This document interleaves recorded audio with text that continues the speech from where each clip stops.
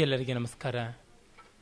ಕುವೆಂಪು ಅವರ ರಾಮಾಯಣ ದರ್ಶನ ಗಾನ, ವಾದನ ಮತ್ತು ವ್ಯಾಖ್ಯಾನ ಪರಂಪರೆಯ 4ನೇ ದಿವಸ ಶ್ರೀರಾಮನ ವನಗಮನ ಸಂದರ್ಭದಲ್ಲಿ ಸೀತೆ ಹಾಗೆಯೇ ತನ್ನ ತಾಯಿಯಾದಂಥ ಕೌಸಲ್ಯೆ, ಲಕ್ಷ್ಮಣ ಇವರುಗಳೆಲ್ಲ ನಡೆದುಕೊಂಡ ಬಗೆಯನ್ನು ನಾವು ಕಾಣ್ತಾ ಇದ್ದೀವಿ.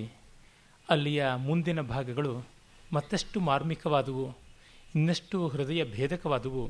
ಆ ಸಂದರ್ಭಗಳನ್ನು ಈಗ ಗಮನಿಸೋಣ.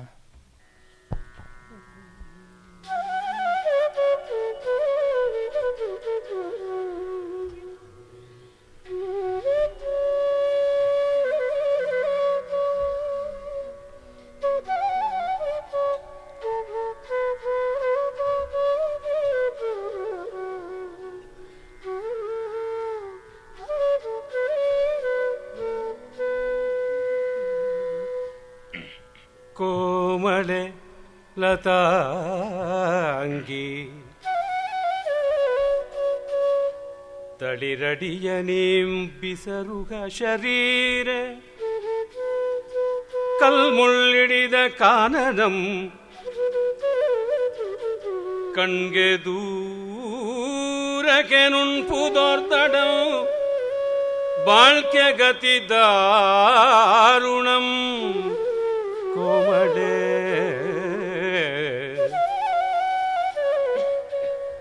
ಕವಿಯ ವರ್ಣನೆಯಲ್ತು ಕಾನನಂ ನಿನ್ನಂ ಪೊರೆಯಲಾರೆನೆಂದಲ್ತು ಪೇಳ್ದಪೆಂ ನಿನ್ನ ಹಿತಮಂ ಕೋಮಲೆ ಪೇಳ್ದಪೆಂ ನಿನ್ನ ಹಿತಮಂ ವ್ಯಾಘ್ರ ಬಲ್ಲೂಕ ಹರ್ಯಕ್ಷ ವಿಷಧರೋರಗ ಭೀಷಣಂ ಕೇಳ್ ಮಹಾಟವಿ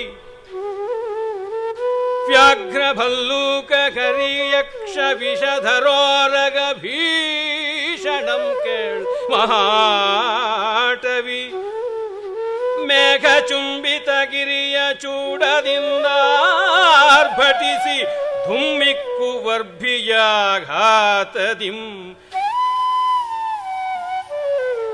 ಭೀಷ್ಮವಗ ಜಲಪಾತ ವ್ರಾತಂಗಳಿಂ ಭೀಕರಮರಣ್ಯಂ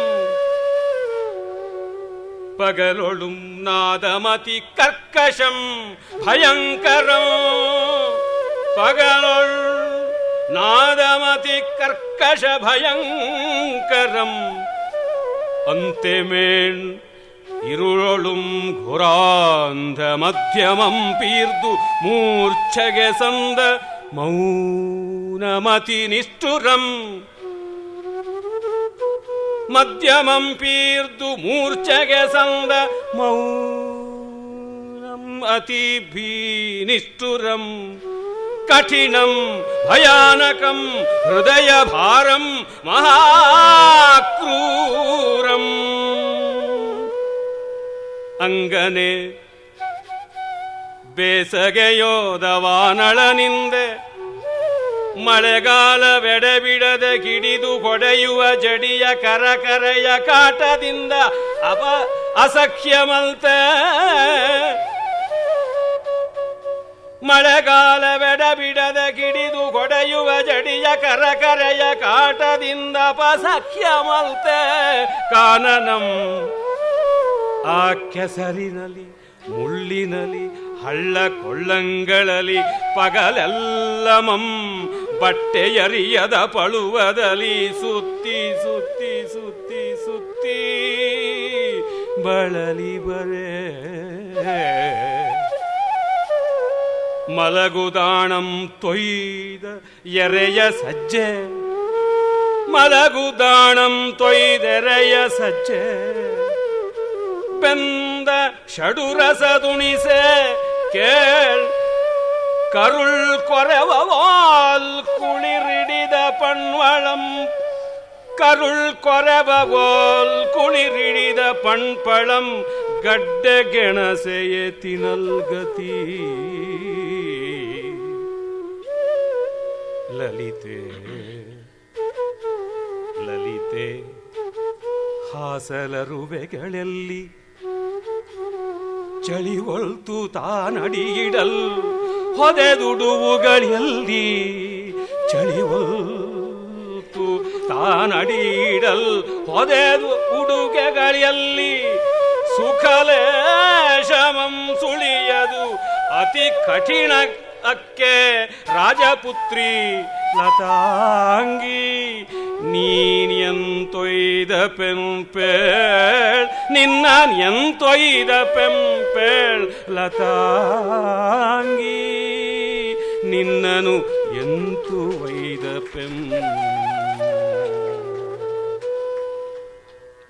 ಸುಮಾರು 30 ಸಾಲುಗಳಷ್ಟು ನಿಡಿದಾಗಿರ್ತಕ್ಕಂಥ ಭಾಗವನ್ನು ಒಂದೇ ರಾಗ ಷಣ್ಮುಖ ಪ್ರಿಯದಲ್ಲಿ ಹಿಡಿದು ಅಲ್ಲಿ ಬೇಸಿಗೆಯಿಂದ ಚಳಿಯವರೆಗೆ ಬರುವ ಋತುವೈವಿಧ್ಯಗಳಲ್ಲಿ ಕಾಡಿನ ಕೋಟಲೆ ಕಷ್ಟ ಎಂಥದ್ದನ್ನುವುದನ್ನು ಕಣ್ಣಿಗೆ ಕಟ್ಟಿಸುವಂತೆ ಕಿವಿಯ ಮೂಲಕವಾಗಿ ಮಾಡಿಸ್ತಾ ಇದ್ದಾರೆ ಕಿದಿಲಾಯರು.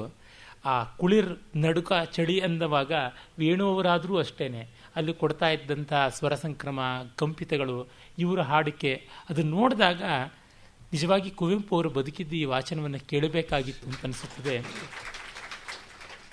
ಆ ಮೌನ ಅನ್ನುವಾಗ ತಂದುಕೊಡುವ ಮೌನವಾಗಲಿ, ಆ ಕರ್ಕಶತೆ ಅನ್ನುವಾಗ ತೋರುವ ಕಾರ್ಕಶ್ಯ, ಇದು ಆಡಿಟರಿ ಇಮ್ಯಾಜಿನೇಷನ್ ಅಂತ ಟಿ.ಎಸ್. ಎಲಿಯಟ್ ಹೇಳುವಂಥದ್ದು. ಅಂದರೆ ಶ್ರುತಗಾನ ಅಭಿರಾಮ ಥರ ಹೇಗಾಗುತ್ತದೆ ಅಂಥದ್ದನ್ನು ಶ್ರಾವಣ ಪ್ರತಿಭೆ ಯಾವ ರೀತಿ ತೋರಿಸುತ್ತದೆ ಅಂತ ರಾಮ ಸೀತೆಗೆ ಕಾಡು ಬೇಡ ಅಂತ ಹೇಳ್ತಾ ಇದ್ದಾನೆ, ಕಾಡು ಬೇಡ ಅಂತ ಹೇಳ್ತಾ ಇದ್ದಾನೆ. ತುಂಬ ತೊಂದರೆ ಆಗುತ್ತದೆ ನಿನಗೆ ಅಂತ. ಕೋಮಲೆ ಲತಾಂಗಿ ಅಂತ ಆರಂಭ ಮಾಡುವಲ್ಲಿಯೇ ನಿನಗೆ ಅದು ಸರಿ ಬರುವಂಥದ್ದು ಅಲ್ಲ.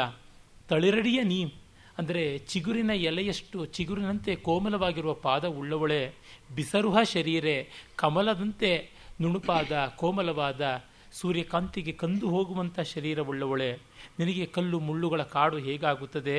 ಕವಿಯ ವರ್ಣನೆಯಲ್ತು ಕಾನನಂ, ಕವಿಯ ವರ್ಣನೆ ಯಾವುದೂ ಚೆನ್ನಾಗಿರುತ್ತೆ, ಕಾಡು ಚೆನ್ನಾಗಿರುತ್ತೆ, ಅದು ಅಲ್ಲ ಅಂತ. ಕುವೆಂಪು ಅವರು ಕಾಡುಗಳನ್ನು ಕವಿಯಲ್ಲದೆಯೂ ನೋಡಿದವರಲ್ವ. ಇಲ್ಲಿ ನೋಡಿ ಕವಿಯ ವರ್ಣನೆ ಅಲ್ಲದ ಕಾಡನ್ನು ಕವಿಯಾಗಿ ಎಷ್ಟು ಚೆನ್ನಾಗಿ ವರ್ಣಿಸ್ತಾರೆ ಅಂತ. ವ್ಯಾಘ್ರ, ಭಲ್ಲೂಕ, ಹರ್ಯಕ್ಷ ಅಂತ ಒಂದೊಂದು ಸಂಸ್ಕೃತದ ಶಬ್ದಗಳು ಪ್ರಾಣಿಗಳಿಗೆ.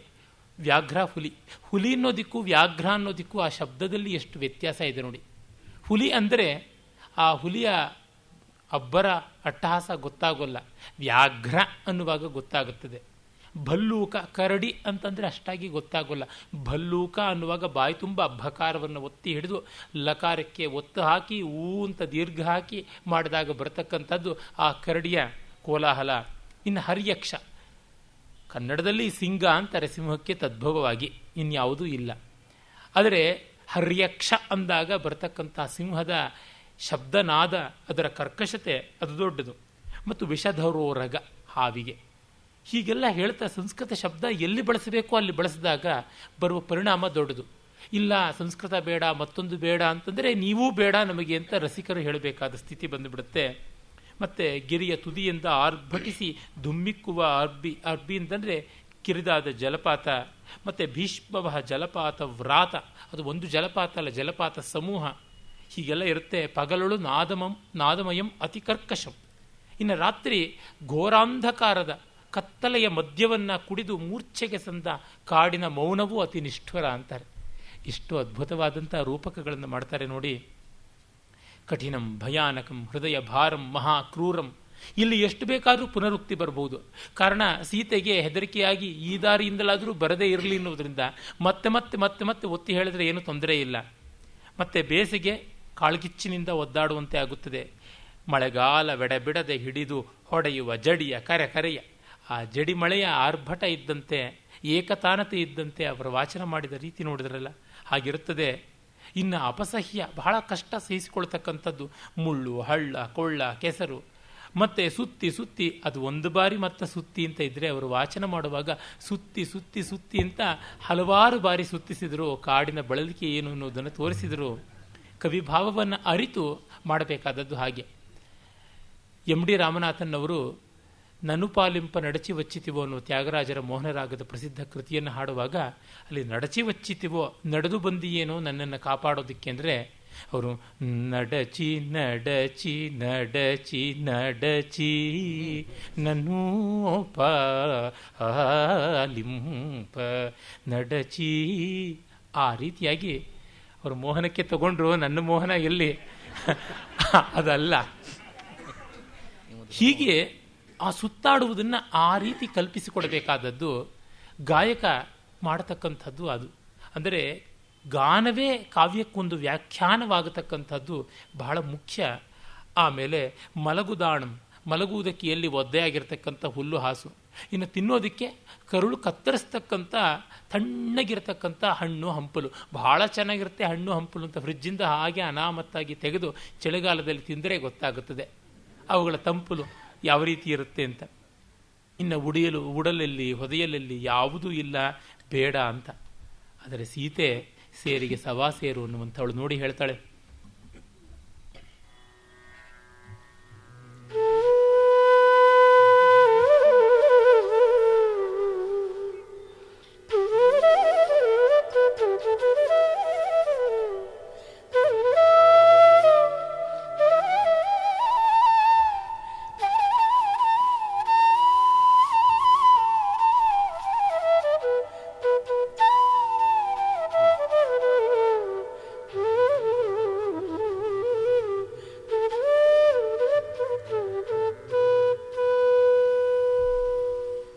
ವರ್ಣನಂ ಕೇಳ್ದ ಪತಿವ್ರತೆ ನಸು ನಗುತೆ. ವರ್ಣನಂ ಕೇಳ್ದ ಪತಿವ್ರತೆ ನಸು ನಗುತ್ತೆ ಮಾರ್ನುಡಿಯ ನಿತ್ತಳೈ. ಪತಿವ್ರತೆ ನಸು ನಗುತೆ ಮಾರ್ನುಡಿಯ ನಿತ್ತಳೈ. ವಾದಂ ನಿರಾಯುಧಂ ತಾನಾಗಿ ಸೋಲೊಪ್ಪುವೋಲ್ ದಾಶರಥಿ. ವಾದಂ ನಿರಾಯುಧಂ ತಾನಾಗಿ ಸೋಲೊಪ್ಪುವೋಲ್ ದಾಶರಥಿ. ನೆತ್ತರಿಂಟುವ ಜಿಗಣೆ ಮೇಣ್ ಕರ್ಕಶಂ ಕೂಗಿಡುವ ಜೀರುಂಡೆಗಳ ನೇತ ಕುಳಿದೆ ಪೇಳ್. ನೆತ್ತರಿಂಟುವ ಜಿಗಣೆ ಮೇಣ್ ಕರ್ಕಶಂ ಕೂಗಿಡುವ ಜೀರುಂಡೆಗಳ ನೇತ ಕುಳಿದೆ ಪೇಳ್. ಕರುಣಾಳಲ ಕೊರ್ವಿದ ಪೆರ್ವಾತುಗಳ್ಗಾಂ ಬೆದರುವಂತು ಟಣುಗಿಯೇ. ಕೊರ್ವಿದ ಪೆರ್ವಾತುಗಳ್ಗಾಂ ಬೆದರುವಂತು ಟಣುಗಿಯೇ. ಹೃತ್ಕಮಲ ಕರುಣ ರವಿ ಹೃತ್ಕಮಲ ಕರುಣ ರವಿ ಕೇಳ್. ನಿನ್ನ ಬಣ್ಣನೆಗೆಳ್ದು ಕಾತರಿಸುತ್ತಿದೆ ಮನಂ. ಕಾಂತಾರ ಕೆಳಸಿ ಕಾತರಿಸುತ್ತಿದೆ ಮನಂ. ಕರುಣ ರವಿ ಕರುಣ ರವಿ ಕೇಳ್. ನಿನ್ನ ಬಣ್ಣನೆಗೆಳ್ದು ಕಾತರಿಸುತ್ತಿದೆ ಮನಂ. ಕಾಂತಾರ ರಸ ಕೆಳಸಿ ಕಾತರಿಸುತ್ತಿದೆ.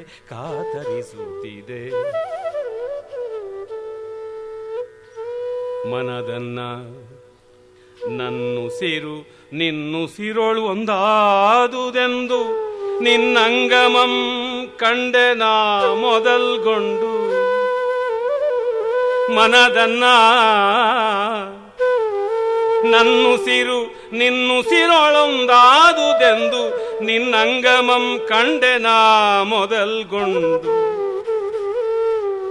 ಬೆಚ್ಚೆರಡು ಬಾಳ್ಗಳಂ ಬೆಸುಗೆ ಗಡಿಸೇಕೆ ಬೇಳುವೆಯನ್ನ ಬರ್ದುಕಿದನ್.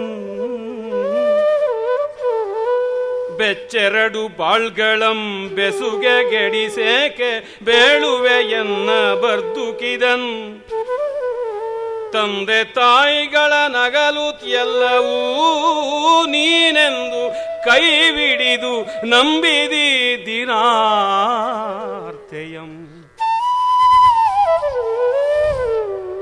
ತಂದೆ ತಾಯಿಗಳ ನಗಲುತೆ ಎಲ್ಲವೂ ನೀನೆಂದು ಕೈಬಿಡಿದು ನಂಬಿದ ಈದಾ ದೀನಾರ್ತೆಯಂ ಕರುಣಿ ಕರುಣಿ ಕರುಣಿ ತೊರೆಯದಿರ್ ತೊರೆಯದಿರ್ ಕರುಣಿ.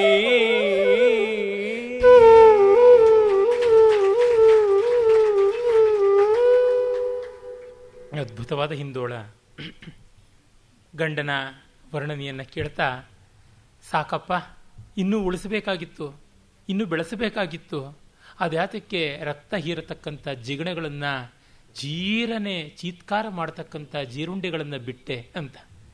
ಆ ಮಟ್ಟಕ್ಕೂ ನೀನು ಮೆಟಿಕಲಸ್ ಆಗಿ ಎಲ್ಲ ಸೇರಿಸಬೇಕಾಗಿತ್ತು, ಅದನ್ನು ಯಾತಕ್ಕೆ ಬಿಟ್ಟೆ? ಅದಲ್ಲ, ಕರುಣಾಳು ನೀನು. ನಿನ್ನ ಕೊಬ್ಬಿದ ಕಾಡನ್ನು ಭಯಂಕರವಾಗಿ ಚಿತ್ರಿಸುವ ಮಾತುಗಳಿಗೆ, ಪೆರ್ವಾತು ಅಂದರೆ ಹಿರಿದಾದ ಮಾತುಗಳಿಗೆ ಬೆದರುವಂತು ಟಣುಗಿಯೇ ಬೆದರ್ತಕ್ಕಂಥ ಹೆಣ್ಣುಮಗಳ ನಾನು ಅಲ್ಲ. ಹೃತ್ಕಮಲ ಕರುಣ ರವಿ, ನನ್ನ ಹೃದಯ ಕಮಲವನ್ನು ಅರಳಿಸ್ತಕ್ಕಂಥ ಕರುಣಾಶಾಲಿಯಾದ ಸೂರ್ಯ ನೀನು. ನಿನ್ನ ಬಣ್ಣನೆಗೆ ಎಳೆದು ಕಾತರಿಸುತ್ತಿದೆ ಮನಂ ಕಾಂತಾರ ರಸ ಕೆಳಸಿ. ಕಾಂತಾರ ರಸ, ಕಾಡಿಗೆ ಒಂದು ರಸ ಇದೆ, ಕಾಡಿಗೆ ಒಂದು ಸೊಗ ಇದೆ, ಅದನ್ನು ಆಸ್ವಾದಿಸಬೇಕು, ಅದನ್ನೊಂದು ಕಾವ್ಯ ಅಂತ ನಾನು ಭಾವಿಸಿಕೊಂಡಿದ್ದೀನಿ, ಹಾಗೆ ಮಾಡಿಕೊಳ್ತೀನಿ. ಅದಕ್ಕಾಗಿ ಇನ್ನಷ್ಟು ಮತ್ತಷ್ಟು ಆಸೆ ಆಗ್ತಾ ಇದೆ ಅಂತ. ಇದು ತಾನೇ ಇರತಕ್ಕಂಥದ್ದು ತೀವ್ರತೆ. ಪ್ರೀತಿ ಅಂದರೆ ಹಾಗೆ. ಒಂದು ಫ್ರೆಂಚ್ ನಾಟಕದ ಸಂದರ್ಭದಲ್ಲಿ ಕಥಾನಾಯಕ ನಾಯಿಕೆಗೆ ಖಳನಾಯಕನ ಬಗ್ಗೆ ಎಲ್ಲ ಅಲ್ಲಿ ವರ್ಣನೆ ಬರುತ್ತೆ. ನಾಯಕ ಕೆಟ್ಟವನು, ದುಷ್ಟ, ಅಯೋಗ್ಯ ಅಂತ ಖಳನಾಯಕ ಬಂದು ನಾಯಕಿಗೆ ಹೇಳ್ತಾನೆ. ಅವಳು ಅವನ 10-15 ದುರ್ಗುಣಗಳನ್ನೆಲ್ಲ ಕೇಳಿಸಿಕೊಂಡು ಕಡೆಗೆ ಒಂದು ಚೀಟಿ ಕೊಟ್ಟು ಲೇಖನಿಯನ್ನು ಇಟ್ಟು ಹೇಳ್ತಾಳೆ, ಬರೆಯೋ ಬರ್ಕೋ, ಎಷ್ಟು ಬರ್ಕೋತೀಯೋ, ನನಗಿನ್ನೂ ಗೊತ್ತಿದೆ ಅವನ ದುರ್ಗುಣ. ಫಾರ್ ಯುವರ್ ಕೈಂಡ್ ಇನ್ಫಾರ್ಮೇಷನ್ ಹೇಳ್ತೀನಿ, in spite of that I love him. ಇಷ್ಟೆಲ್ಲ ಇದ್ರೂ ನಾನು ಅವನನ್ನು ಇಷ್ಟಪಡ್ತೀನಿ, ಆಯ್ತಲ್ಲ ಹೋಗು ಅಂತ. ಹೀಗೆ ರಾಮ ಸೀತೆಯ ಎದುರು ನಿರುತ್ತರ ಕುಮಾರನಾಗುವಂತೆ ಅವಳು ಮಾಡ್ತಾಳೆ.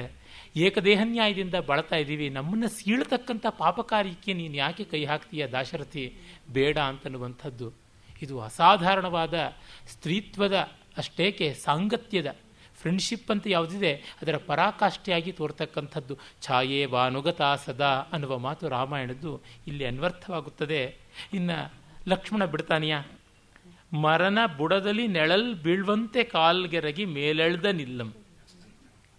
ರಾಮನ ಕಾಲಿಗೆ ಬಿದ್ದನಂತೆ ಮರದ ಬುಡಕ್ಕೆ ಬಿದ್ದಂಥ ನೆರಳು ಮೇಲಕ್ಕೆ ಹೋಗೋದಿಕ್ಕೆ ಸಾಧ್ಯ, ಅದು ಅಲ್ಲೇ ಬಿದ್ದಿರುತ್ತೆ. ನಾನು ನಿನ್ನ ಕಾಲು ಬಳಿಯಲ್ಲಿಯೇ ಬಿದ್ದಿರ್ತೀನಿ, ಅಲ್ಲಾಡುವುದಿಲ್ಲ. ನೀನು ನನ್ನನ್ನು ಕರ್ಕೊಂಡು ಹೋಗಬೇಕು. ಈಗಷ್ಟೇ ಹೇಳಿದ್ದೆ, ರಾಜ್ಯ ಬಂದರೆ ಪಟ್ಟಾಭಿಷಿಕ್ತನಾದರೆ ನನ್ನದೆಲ್ಲ ನಿನಗೆ ಅಂತ. ಈಗ ಅಪ್ಪ ನಿನಗೆ ಕಾಡಿನ ರಾಜ್ಯ ಕೊಟ್ಟಿದ್ದಾನೆ, ಅದರೊಳಗೆ ಮಾತ್ರ ಯಾಕೆ ಭಾಗ ಇಲ್ಲ ಅಂತ ಕೇಳ್ತಕ್ಕಂಥದ್ದು. ತ್ಯಾಗಕ್ಕೆ, ಪ್ರೀತಿಗೆ ಈ ರೀತಿ ಹಾತುರಿದು ಬರುವವರು, ಕಷ್ಟ ನಿಷ್ಠುರಗಳನ್ನು ಈ ರೀತಿ ಬಯಸಿಕೊಳ್ಳುವವರು ಮತ್ತಾರಿದ್ದಾರೆ ಪ್ರಪಂಚದಲ್ಲಿ? ಇಂಥ ಒಂದು ಸಂದರ್ಭ ಉಂಟು ಅನ್ನೋದನ್ನು ಮೊದಲ ಬಾರಿಗೆ, ಅಷ್ಟೇಕೆ ಇನ್ಯಾರೂ ಅದನ್ನು ಮೀರಿಸುವಂತೆ ಮಾಡೋಕ್ಕೆ ಆಗದೇ ಇರುವಂತೆ ಮಾಡಿದ್ದು ರಾಮಾಯಣ.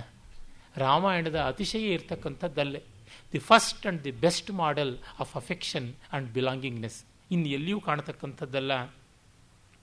ಆಮೇಲೆ ತಂದೆಯ ಹತ್ತಿರ ಅನುಜ್ಞೆಯನ್ನು ತೆಗೆದುಕೊಂಡು ಹೊರಡಬೇಕು.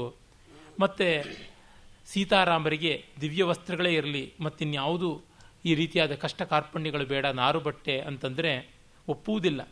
ಕೈಕೇಯಿ ತುಂಬ ಗಲಾಟೆ ಮಾಡ್ತಾಳೆ.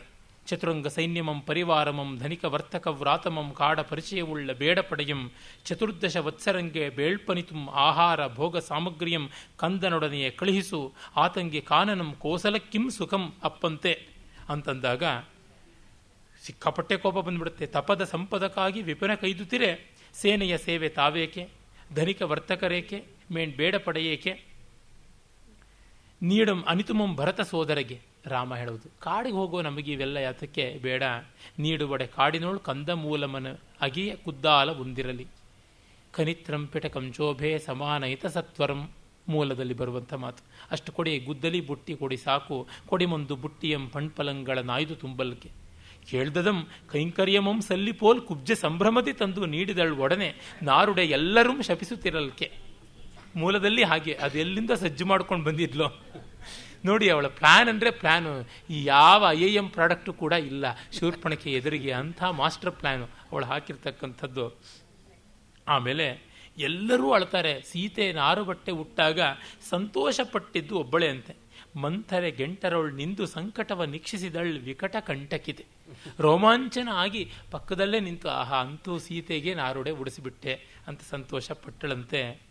ಆ ಸಂದರ್ಭದಲ್ಲಿ ರಾಮನ ವನವಾಸದ ಗತಿಯನ್ನು ಕವಿ ಅತ್ಯಂತ ಅದ್ಭುತವಾಗಿ, ಇದುವರೆಗೆ ಯಾರೂ ರಾಮಾಯಣವನ್ನು ಆ ರೀತಿ ಚಿತ್ರಿಸಿಕೊಂಡಿಲ್ಲ. ರಾಮನ ಕಾಡಿನ ಪ್ರಯಾಣವನ್ನು ಹಾಗೆ ಚಿತ್ರಿಸದೇ ಇರತಕ್ಕಂಥ ಅಭಿರಾಮತಮವಾದ ರೀತಿಯಲ್ಲಿ ಚಿತ್ರಿಸಿದ್ದಾರೆ. ಅದು ನೋಡಿ ಆ ಭಾಗ.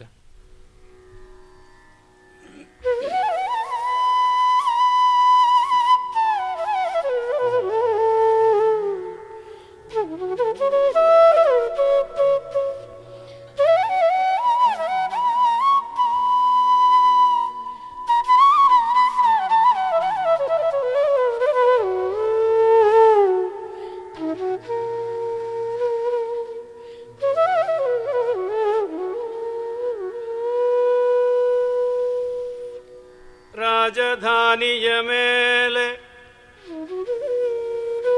ಹೇಮ ಸುಂದರಿ ಸಂಧ್ಯೇತ ಮಿರುಪ ಕುಂಕುಮದೋ ಕಣಿಯನೆಂದಿನಂದದೊಳೆ ಪೊನ್ನ ಜೀರ್ಕೋವಿಯಿಂ ಸಿಂಚನಂ ಗೈದಳೆನೆ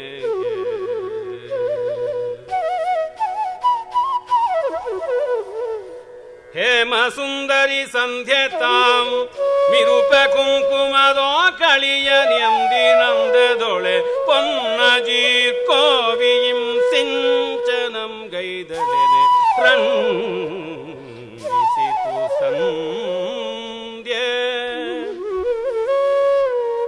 ಹೊಮ್ಮಂಜು ಹಬ್ಬಿದಂದದಿ ಹಬ್ಬುತ ಕೊಟ್ಟಿಗೆಗೆ ಬಗತುರು ಸಮೂಹದ ಕುರಂಗಳಿಂ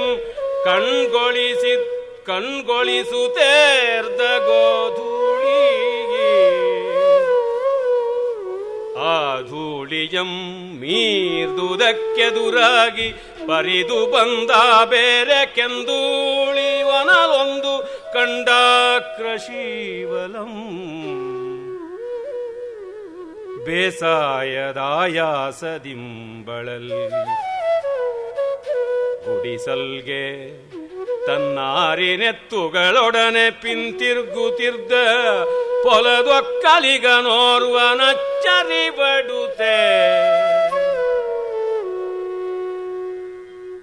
ಅಚ್ಚರಿಬಡುತ್ತೆ ತನ್ನ ತಲೆಯ ಗುಲ್ಲಿನ ಗೊರೆಯ ನಿಳುಗಿ ಹೆದ್ದಾರಿಯಡೆ ತನ್ನಯ ಹುಲ್ಲಿನ ಕೊರೆಯ ನಿಳುಗಿ ಹೆದ್ದಾರಿಯಡೆ ನಿಂದನ್ ಆಲಿಸುತ್ತೆ ತೆರ್ಗಾಲಿಗಳ ಪೇರುಲಿಗೆ ಮತ್ತೆ ಗೋಡಿಡುವಾಳ್ಗಲುಲಿಗೆ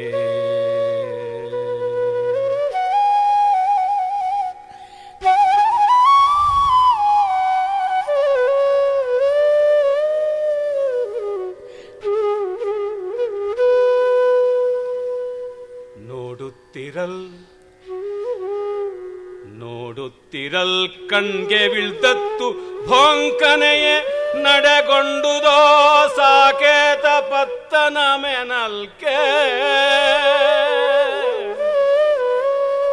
ನೋಡುತ್ತಿರಲ್ ಕಣ್ಗೆ ಬೀಳ್ದತ್ತು ಭೋಂಕನೆಯೇ ನಡೆಗೊಂಡುದೋ ಸಾಕೇತ ಪತ್ತನ ಮೆನಲ್ಕೆ ಪೆರ್ವಟ್ಟೆಯಂ ತುಂಬಿ ತುಳುಕುತೆ ಬರ್ಪ ಸೋಜಿಗದ ಮೆರವಣಿಗೆ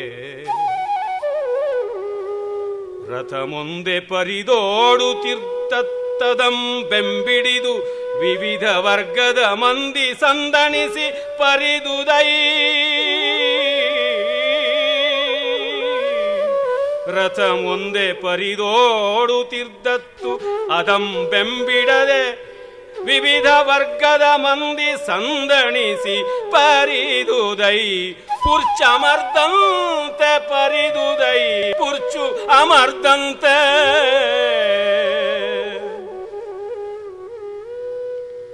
ಕೆಲರ್ಯದೆ ಬಡಿದು ಕೂಗಿದರು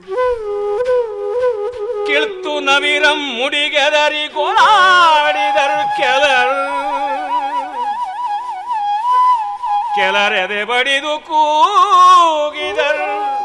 ಕಿಳ್ತು ನವಿರಂ ಮುಡಿಗೆದರಿಗೊಳಾಡಿದರು ಕೆಲರು. ತೊಟ್ಟುಡುಗೆಯಂ ಪರಿದು ತತ್ತರಿಸಿದರ್ ಕೆಲರ್. ತೊತ್ತುಡುಗೆಯಂ ಪರಿದು ತತ್ತರಿಸಿದರ್ ಕೆಲರ್. ಹೊಡೆ ಮೋದಿದರ್ ಕೆಲರ್.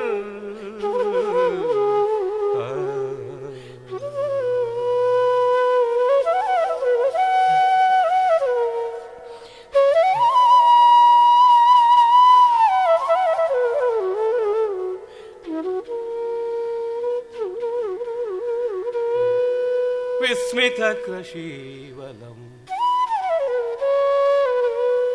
ವಿಸ್ಮಯ ಸಮಾಧಿಗಿಂದೇಳ್ವನಿತರುಳ್.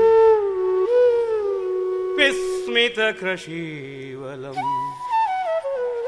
ವಿಸ್ಮಯ ಸಮಾಧಿಗಿಂದೇಳ್ವನಿತರುಳ್. ಮರೆಯಾಯಿತು ಚಿತ್ರಮಯದುನ್ಮಾನದುತ್ಸವಂ ಪೊಳಲತ್ತಣಿಂ ಪೊರಗಣ್ಗೆ ಪರಿದು. ಮರೆಯಾಯಿತು ಮರೆಯಾಯಿತು ಮರೆಯಾಯಿತು.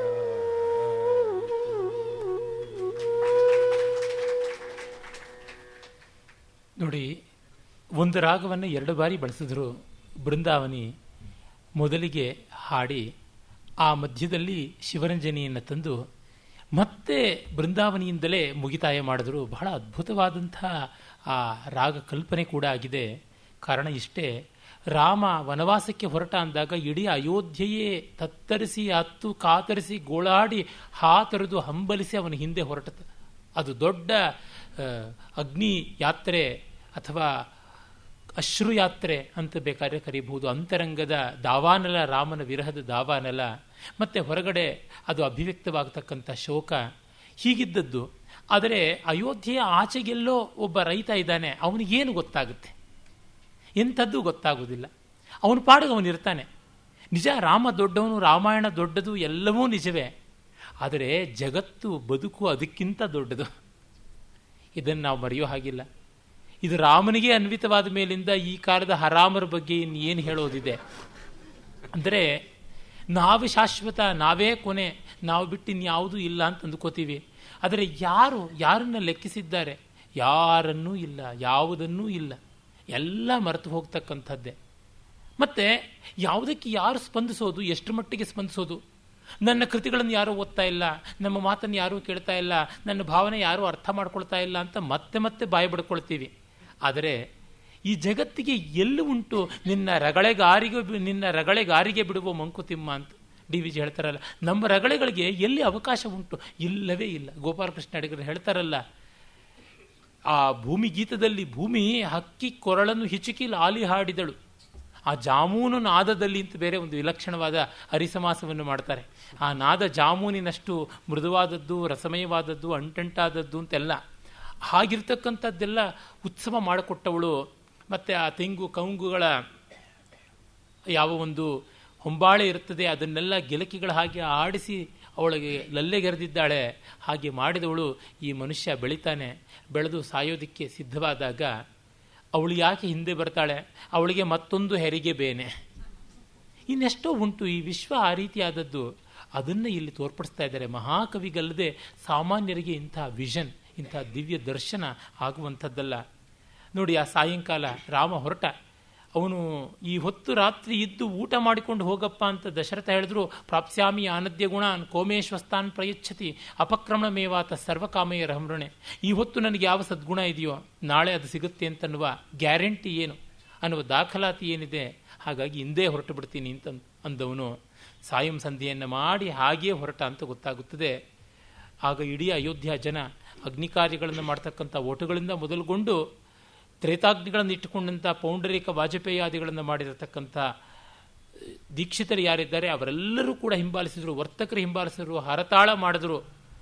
ಮೊದಲ ಚೊಚ್ಚಲ ಗಂಡು ಮಗುವನ್ನು ಹೆತ್ತಂಥ ತಾಯಿ ಆ ಮಗುವನ್ನು ಇವತ್ತು ಕೆಟ್ಟ ದಿವಸ ಹುಟ್ಟಿದೆ, ಇದು ಅಯೋಗ್ಯ ಮುಂಡೆದು ಅಂತ ಮುಖ ನೋಡಲಿಲ್ಲವಂತೆ. ಈ ರೀತಿಯಾಗಿ ರಾಮಾಯಣದಲ್ಲಿ ವಾಲ್ಮೀಕಿಗಳು ವರ್ಣಿಸ್ತಾರೆ.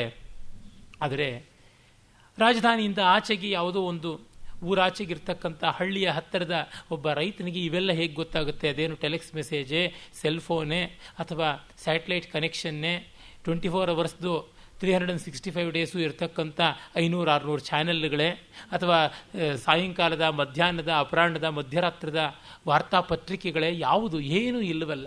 ಅವೆಲ್ಲ ಇದ್ದರೂ ನಮಗೆ ಅತಿವೃಷ್ಟಿ, ಡಯೇರಿಯಾ ಆಫ್ ಇನ್ಫಾರ್ಮೇಷನ್ ಆದ ಕಾರಣ ಏನೂ ಗೊತ್ತಾಗೋಲ್ಲ. We are insane to everything. ರಾಜಧಾನಿಯ ಮೇಲೆ ಹೇಮಸುಂದರಿ ಸಂಧ್ಯತಾಂ. ಆ ಸಂಧ್ಯಾಕಾಲಕ್ಕೆ ಇದು ದುಃಖದ ದಿವಸ, ಇದು ಶುಭದ ದಿವಸ ಅಂತ ಯಾವ ವ್ಯತ್ಯಾಸವೂ ಇಲ್ಲ. ತಾನು ಮಾಡೋ ಕೆಲಸ ಮಾಡಬೇಕು. ಇಡೀ ಪ್ರಕೃತಿಯ ಮೇಲೆ, ಇಡೀ ಸೃಷ್ಟಿಯ ಮೇಲೆ ಜೀರ್ಕೊಳವಿಯಿಂದ ಮಿರುಪ ಕುಂಕುಮದ ಓಕುಳಿಯನ್ನು ಸಿಂಚನಂಗೈದಳು. ತನ್ನ ಜೀರ್ಕೋವಿಯಿಂದ ಎಲ್ಲ ಬಂಗಾರದ ನೀರನ್ನು ಎರಚ್ತಾ ಇದ್ದಾಳೆ. ಆ ರೀತಿ ಸಂಧ್ಯೆ ಆಗ್ತಾ ಇದೆ. ಆಗ ಕೊಟ್ಟಿಗೆಗೆ ಬಹತುರು ಸಮೂಹದ ಕುರಂಗಳಿಂ ಕಣ್ಗೊಳಿಸುತ್ತಾ ಏರ್ದ ಗೋಧೂಳಿ ಹೊತ್ತು ಕೊಟ್ಟಿಗೆಗೆ ಬರ್ತಾ ಇರ್ತಕ್ಕಂಥ ಗೋವುಗಳು ಕುರಗಳಿಂದ ಎಬ್ಬಿಸ್ತಾ ಇರ್ತಕ್ಕಂಥ ಧೂಳು, ಆ ಧೂಳಿಗೆ ಎದುರಾಗಿ ಮತ್ತೊಂದು ಧೂಳು ಬಂತಂತೆ. ಅದು ರಾಮನ ರಥದ ಹಿಂಬಾಲಕರಾಗಿ ಬರ್ತಾ ಇರ್ತಕ್ಕಂಥ ಜನಗಳ ಒಂದು ಮಹಾಧೂಳಿಯ ಸ್ತೋಮ. ಅದನ್ನು ಕೃಷಿವಲ ಬೇಸಾಯದ ಆಯಾಸದಿಂದ ಬಳಲಿ ಗುಡಿಸಲಿಗೆ ತನ್ನ ಆರಿನ ಎತ್ತುಗಳ, ಅಂದರೆ ನೇಗಲನ್ನು, ಎತ್ತುಗಳನ್ನು ಹೊಲದಿಂದ ತಿರುಗಿಸಿ ಬರ್ತಾ ಇದ್ದಾನೆ. ಆಗ ತಲೆ ಮೇಲೆ ರಾತ್ರಿಯ ಒಂದು ಬುತ್ತಿ ಬೇಕಲ್ಲ ಗೋವುಗಳಿಗೆ, ಅದಕ್ಕಾಗಿ ಹಸಿ ಹುಲ್ಲನ್ನು ಕಟ್ಟಿಟ್ಕೊಂಡಿದ್ದಾನೆ. ತಲೆಯ ಹುಲ್ಲಿನ ಹೊರೆಯ ನಿಳಿಹಿ ಹೆದ್ದಾರಿಯೆಡೆ ನಿಂದನ ಆಲಿಸುತ್ತೆ ತೇರ್ಗಾಲಿಯ ಪೇರುಲಿಗೆ. ಆ ರಥದ ಚಕ್ರದ ಚೀತ್ಕಾರ ಏನಿದೆ ಅದನ್ನು ಕೇಳ್ತಾ ಏನು ಬರ್ಬೋದು ಅಂತ ಅಂದ್ಕೊಂಡು ನೋಡ್ತಾ ಇದ್ದಾನೆ. ಕುತೂಹಲ. ರಸ್ತೆ ಪಕ್ಕ ನಿಂತು ನೋಡ್ತಾನೆ. ಆಗ ನೋಡಿ, ಇಂಥದ್ದು ಗೋಳಿಡುವ ಆಳ್ಗಳ ಹುಲಿಗೆ, ಗೋಳಾಡ್ತಾ ಇರ್ತಕ್ಕಂಥ ಜನರಿಗೆ ಅದು ಏನು, ಯಾಕೆ ಗೋಳಾಡ್ತಾ ಇದ್ದಾರೆ ಏನೂ ಗೊತ್ತಿಲ್ಲ. ಆ ರೀತಿ ಇಂಪರ್ಸನಲ್ ಆಗಿ ಅವರು ಬರೀತಾರೆ. ತುಂಬಿ ತುಳುಕುತ್ತೆ ಬರ್ಪ ಸೋಜಿಗದ ಮೆರವಣಿಗೆ. ಬಹಳ ವಿಚಿತ್ರವಾದ ಮೆರವಣಿಗೆ. ಮೆರವಣಿಗೆ ಅಂದರೆ ಉಲ್ಲಾಸ, ನಗು, ಹಬ್ಬ, ಉತ್ಸಾಹ ಇವೆಲ್ಲ ಇರಬೇಕು. ಇದು ಗೋಳಾಟ. ವಿಧ ವಿಧದ ಮಂದಿ ಅವರು ಪುರ್ಚಮರ್ದಂತೆ, ಹುಚ್ಚಿಡಿದಂತೆ ಅವರು ಎದೆ ಬಡಿದು ಕೂದವರು, ಕೆಲವರು ಹೊಡೆ ಮೋದಿದರು, ಹೊಟ್ಟೆ ಹೊಡ್ಕೊಂಡು ಆಳ್ತಕ್ಕಂಥವ್ರು, ಕಿಳ್ತು ನವಿರಂ, ತಲೆ ಕೂದಲನ್ನು ಕಿತ್ತು ಮುಡಿಗೆದರಿ ಗೋಳಾಡಿದರ ಕೆಲರು, ಪರಿದು ತತ್ತರಿಸಿದರ ಕೆಲರು. ಇದನ್ನೆಲ್ಲ ನೋಡ್ತಾ ಅವನು ಆಶ್ಚರ್ಯ ಪಡ್ತಾ ಏನು ಅಂತ ಅಂದುಕೊಳ್ಳೋದ್ರೊಳಗಾಗಿ ಅದು ಹೊರಟೋಗ್ಬಿಟ್ಟಿತ್ತು ಅಂತ ಅಷ್ಟೇ. ಎಂಥ ರಾಮನಿಗೂ ಇದೆ. ಆದರೆ ಇದು ರಾಮನಿಗೆ ಗೊತ್ತಿತ್ತು, ಕೈಕೇಯಿಗೆ ಗೊತ್ತಿರಲಿಲ್ಲ, ಮಂಥರೆಗೆ ಮೊದಲೇ ಗೊತ್ತಿಲ್ಲ. ಇವೆಲ್ಲ ಶಾಶ್ವತ ಅಂತ ಅಂದುಕೊಂಡ್ರು. ರಾಮನಿಗೆ ಅದೆಲ್ಲ ಶಾಶ್ವತ ಅಂತ ಗೊತ್ತು. ಹಾಗಾಗಿ ಅವನು ಈ ರಾಜವೈಭವಕ್ಕೆ ಮುಖ ತಿರುಗಿಸಿ ಹೋದ್ದರಿಂದ ಇಂದೂ ಕೂಡ ರಾಮ ವನಗಮನ ಮಾಡಿದ ಮಾರ್ಗದ ಧೂಳು ಇಂಗಿಲ್ಲ. ಎಷ್ಟು ಜನರ ಕಣ್ಣೀರು, ರಾಮಾಯಣ ಶ್ರೋತೃಗಳ ಕಣ್ಣೀರು ಕೂಡ ಆ ಧೂಳನ್ನು ಇಳಿಸಿಲ್ಲ. ಇವತ್ತಿಗೂ ಅದು ನಮ್ಮ ಅಂತರಂಗದಲ್ಲಿ ಸಂಧ್ಯಾರುಣವನ್ನು ಮಾಡಿಯೇ ಇದೆ. ಯಾವುದು ಸಂಧ್ಯೆ? ಏನಾತ್ಮ ಪ್ರಜ್ಞಾತ್ಮಾನಂ ಸಂಧತ್ತೇ ಪರಮಾತ್ಮನಿ ತೇನ ಸಂಧ್ಯಾಧ್ಯಾನಮೇವ ತಸ್ಮಾತ್ ಸಂಧ್ಯಾಭಿವಂದನಂ ಅಂತ ಬ್ರಹ್ಮೋಪನಿಷತ್ತು ಹೇಳುತ್ತದೆ. ಈ ಜೀವ ಬ್ರಹ್ಮೈಕ್ಯದ ಸಂಧಿಕಾಲವನ್ನು ಸಂಧ್ಯೆ ಅಂತ ಹೇಳ್ತಾರೆ. ಆ ರಾಮಬ್ರಹ್ಮನನ್ನು ಸಹೃದಯ ಜೀವರುಗಳು ಅನುಸಂಧಾನ ಮಾಡುವಂಥ ಸಂಧಿಕಾಲವೇ ಆಗಿರ್ತಕ್ಕಂಥದ್ದು ಅಂತ ಅನಿಸುತ್ತೆ. ಹಾಗೆ ಹೊರಟಾಗ ಎಲ್ಲ ಆಯಿತು. ಆದರೆ ಒಂದೇ ಒಂದು ಜೀವ ಮಾತ್ರ ನಿಷ್ಪಂದವಾಗಿದೆ. ಅದರ ಪ್ರತಿಕ್ರಿಯೆ ಏನು ಅಂತ ಗೊತ್ತಿಲ್ಲ. ಅದು ಊರ್ಮಿಳೆ.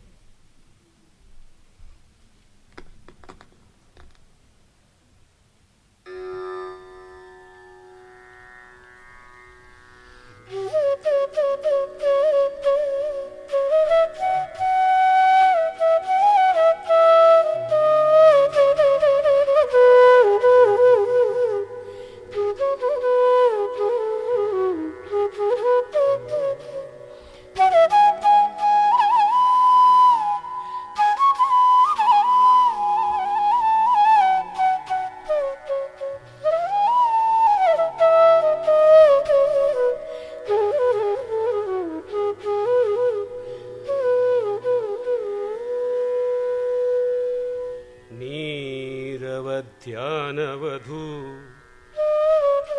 ಹೇ ಊರ್ಮಿಳಾದೇವಿ,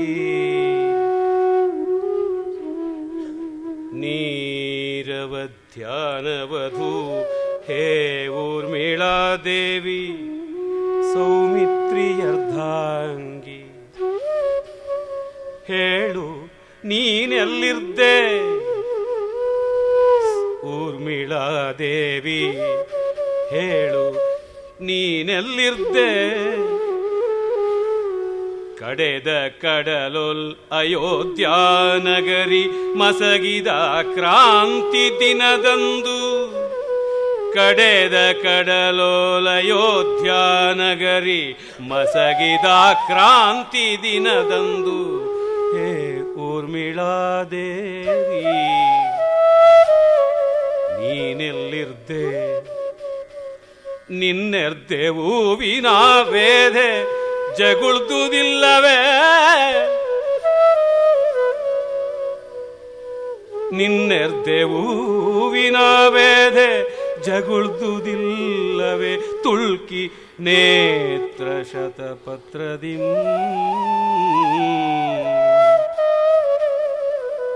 ಪೆಣ್ತನಂ ತಾನೇ ನೀನಲ್ಲದೆ ಊರ್ಮಿಳೆಯಲ್ತು ಪೆಣ್ತನಂ ತಾನೇ ನೀನಲ್ಲದೆ ಊರ್ಮಿಳೆಯಲ್ತು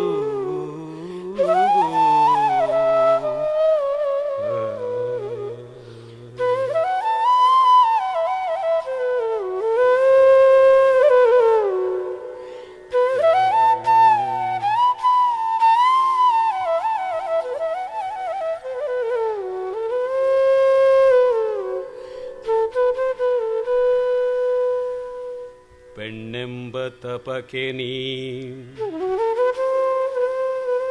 ನಿರುಪಮ ಪ್ರತಿಮೆಯವು ಪೆಣ್ಣೆಂಬ ತಪಕೆ ನೀ ನಿರುಪಮ ಪ್ರತಿಮೆಯವು ಕಾಂತನೊಡನಿರ್ದು ಕಾಂತಾರ ವೈವಿಧ್ಯಮಂ ಸವಿವ ಲಂಕೆಯೊಳಿರ್ದು ಹದಿಬರೆಯ ಸಾಗಸದ ರಸಕ್ಕೆ ಬಾಳಂ ಬೆಳ್ವ ದೇವ ಮಾನವ ಸಕಲ ಲೋಕ ಸಂಸ್ತುತಿಯ ಬೆಂಬಲದ ಸೀತೆಯ ತಪಕೆ ಮಿಗಿಲ್ ನಿನ್ನ ಆಖ್ಯಾತಂ ನಿನ್ನ ಅಖ್ಯಾತಂ ಲಂಕೆಯೊಳಿರ್ದು ಹರಿಬರೆಯ ಸಾಗಸದ ರಸಕ್ಕೆ ಬಾಳಂ ಬೆಳ್ವ ದೇವ ಮಾನವ ಸಕಲ ಲೋಕ ಸಂಸ್ತುತಿಯ ಬೆಂಬಲದ ಸೀತೆಯ ತಪಕೆ ಮಿಗಿಲ್ ನಿನ್ನ ಅಖ್ಯಾತಂ ಆದೀರ್ಘ ಮೌನವ್ರತಂ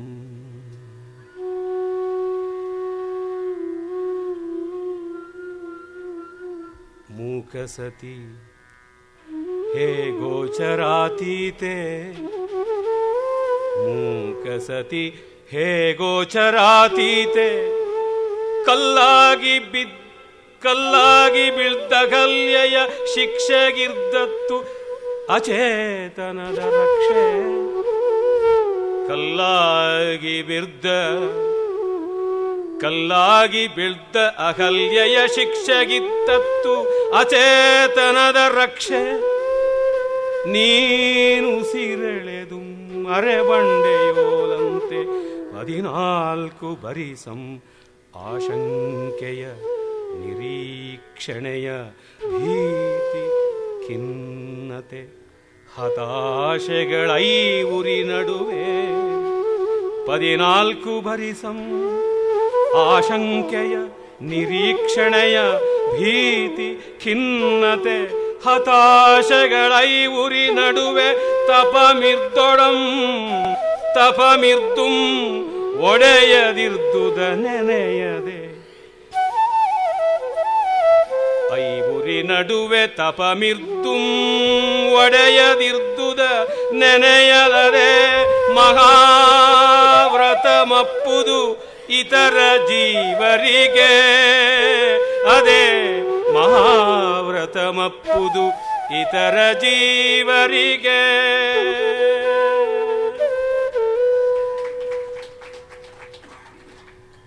ಅತ್ಯದ್ಭುತವಾಗಿ ಶಾಹನ ಮತ್ತು ಶಿವರಂಜನಿ ರಾಗಗಳಿಂದ, ರೇವತಿ ರಾಗಗಳಿಂದ ಈ ಊರ್ಮಿಳೆಯ ಪ್ರಸಂಗ ನಿರ್ವಾಹ ಮಾಡಿದ್ರು. ಊರ್ಮಿಳೆ ಲಕ್ಷ್ಮಣನ ಪತ್ನಿ. ಅವಳು 14 ವರ್ಷ ಲಕ್ಷ್ಮಣನ ನಿದ್ರೆಯನ್ನು ತೆಗೆದುಕೊಂಡು ಬಿಟ್ಟಿದ್ಲು, ಹಾಯಾಗಿ ನಿದ್ರೆ ಮಾಡಿದಳು ಅಂತ ಒಂದು ಕಥೆ ವಾಲ್ಮೀಕಿಯಲ್ಲಿ ಇಲ್ಲ. ಆದರೆ ಈ ಕಥೆಯೇ ಪ್ರಖ್ಯಾತವಾಗಿದೆ. ಇನ್ನು ಕೆಲವರು ಸ್ನಾನಕ್ಕೆ ಹೋಗಿದ್ದಳು, 14 ವರ್ಷ ಸ್ನಾನದ ಮನೆಯಲ್ಲೇ ಇದ್ದುಬಿಟ್ಲು ಅಂತ ಕೂಡ ಹೇಳ್ತಾರೆ. ಅದಕ್ಕೆ ಯಾರು ದೀರ್ಘಕಾಲ ಸ್ನಾನದ ಮನೆಯಿಂದ ಆಚೆಗೆ ಬರದೇ ಇದ್ದರೆ ಊರ್ಮಿಳಾ ಸ್ನಾನ ಅಂತ ಹೇಳ್ತಕ್ಕಂಥ ರೂಢಿ ಉಂಟು.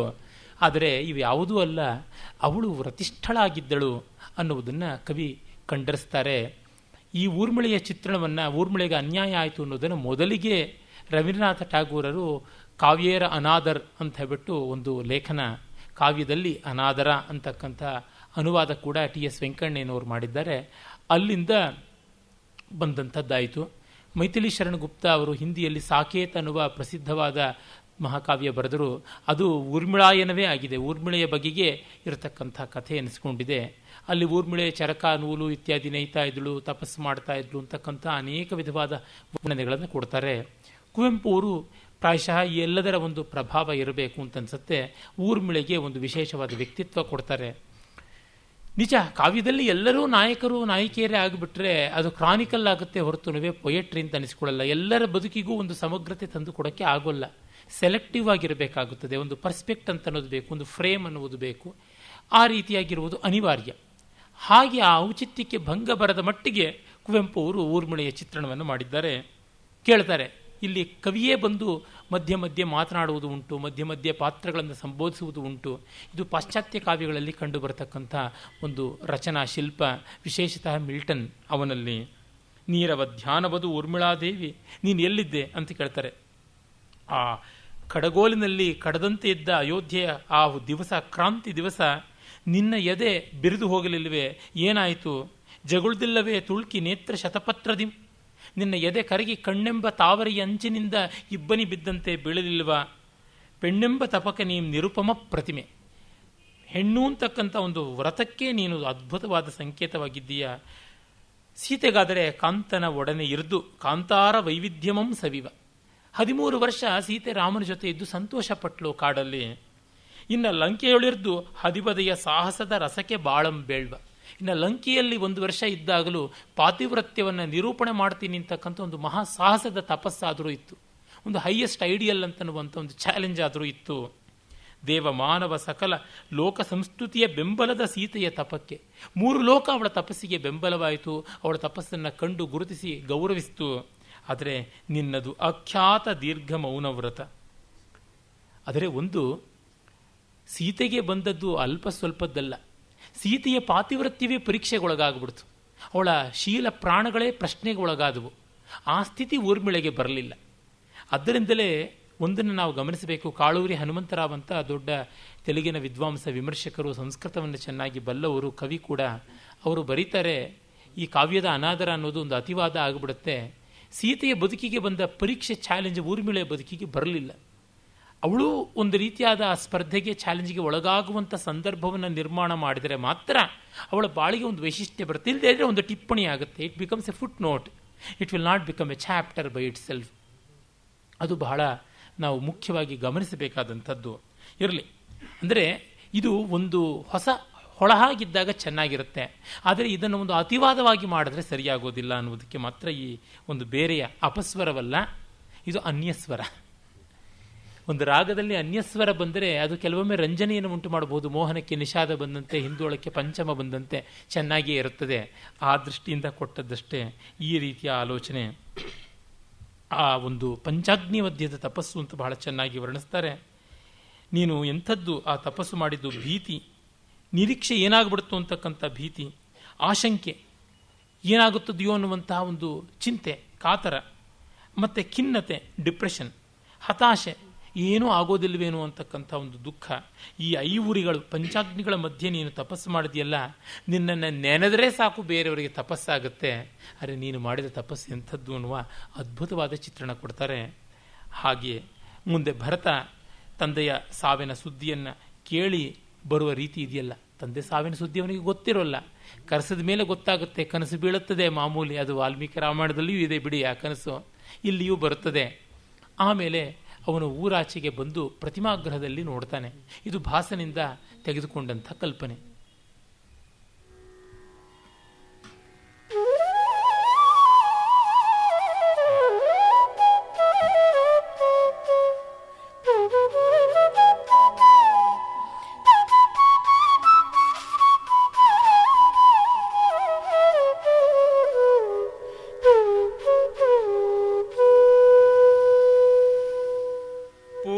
ಪಿತೃದೇವತೆಗಳಿಗೆ ವಂದನಂಗೈದು ಪುರದೊಳಗೆ ಹೋಗುವಂಬ.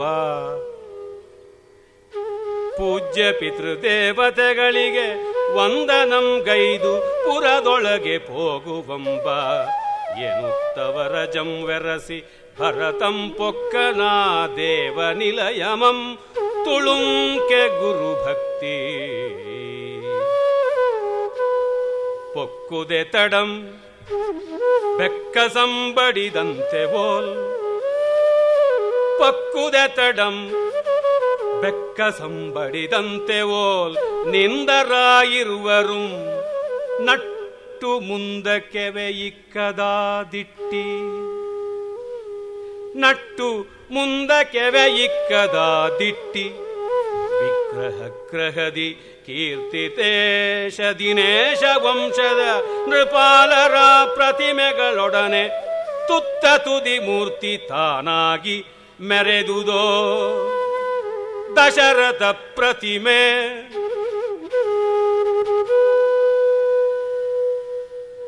ಭರತ ಶತ್ರುಘ್ನರು ರಥದಲ್ಲಿ ಬರ್ತಾರೆ.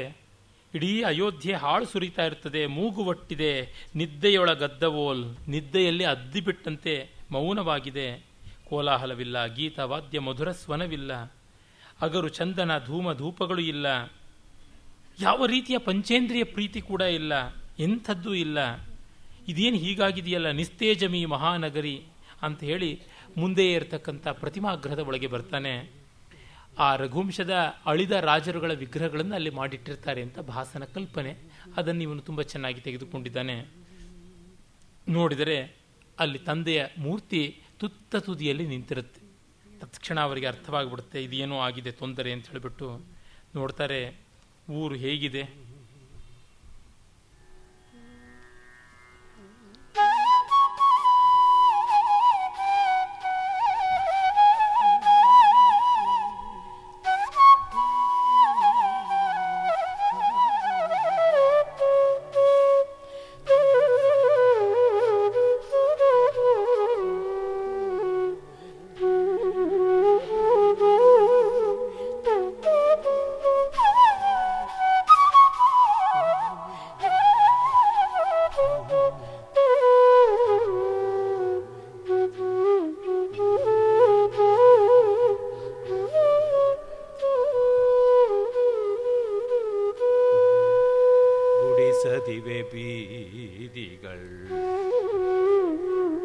ಮುಚ್ಚದಿವೆ ಮನೆಯ ಮನೆಯ ಬಾಗಿಲ್ಗಳು. ಪೆಣಂ ಬಾಯಿ ಬಿಟ್ಟಂತೆ ಬೋಲ್. ಬದುಕಿರ್ಪ ಚಿಹ್ನೆಯನೆ ನೀಗಿ.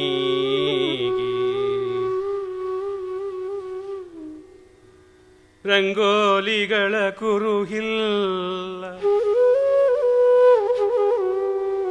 ಹೊಸತಳಿರು ತೋರಣದ ಸುಳಿವಿಲ್ಲ. ಕೇಳಿಸದು ಗುಡಿಗಳಲ್ಲಿ ಗಂಟೆದನಿ. ಪರಿಮಳ ದ್ರವ್ಯಗಳ ಕಂಪಿಲ್ಲ. ಮಂದಿಯ ಚಲನೆಯಿಲ್ಲ.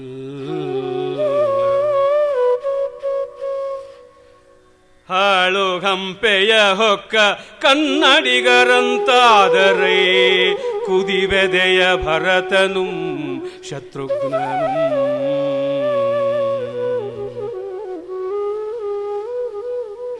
ದುರ್ದಿನದ ಮಂಕು ಕವಿದಂತಿರ್ದ ಪತ್ತನದ ಪೆರ್ದಾರಿಗಳಲ್ಲಿರದೆ ಪರಿದೋಡಿ ತಂದೆಯರ ಮನೆಯಂ ಪ್ರವೇಶಿಸಲ್. ಮೈದೋರ್ದುದೈ ಮೈದೋರ್ದುದೈ ಶೂನ್ಯತಾ ವ್ಯಾಘ್ರವದನಂ ದಂಶ್ರಮಯಮೆನಲ್ ಕಟು ವಿಕಟ ಹಾಸ್ಯೋಗ್ರಭೀಕರಂ ತೋರ್ದುದೈ.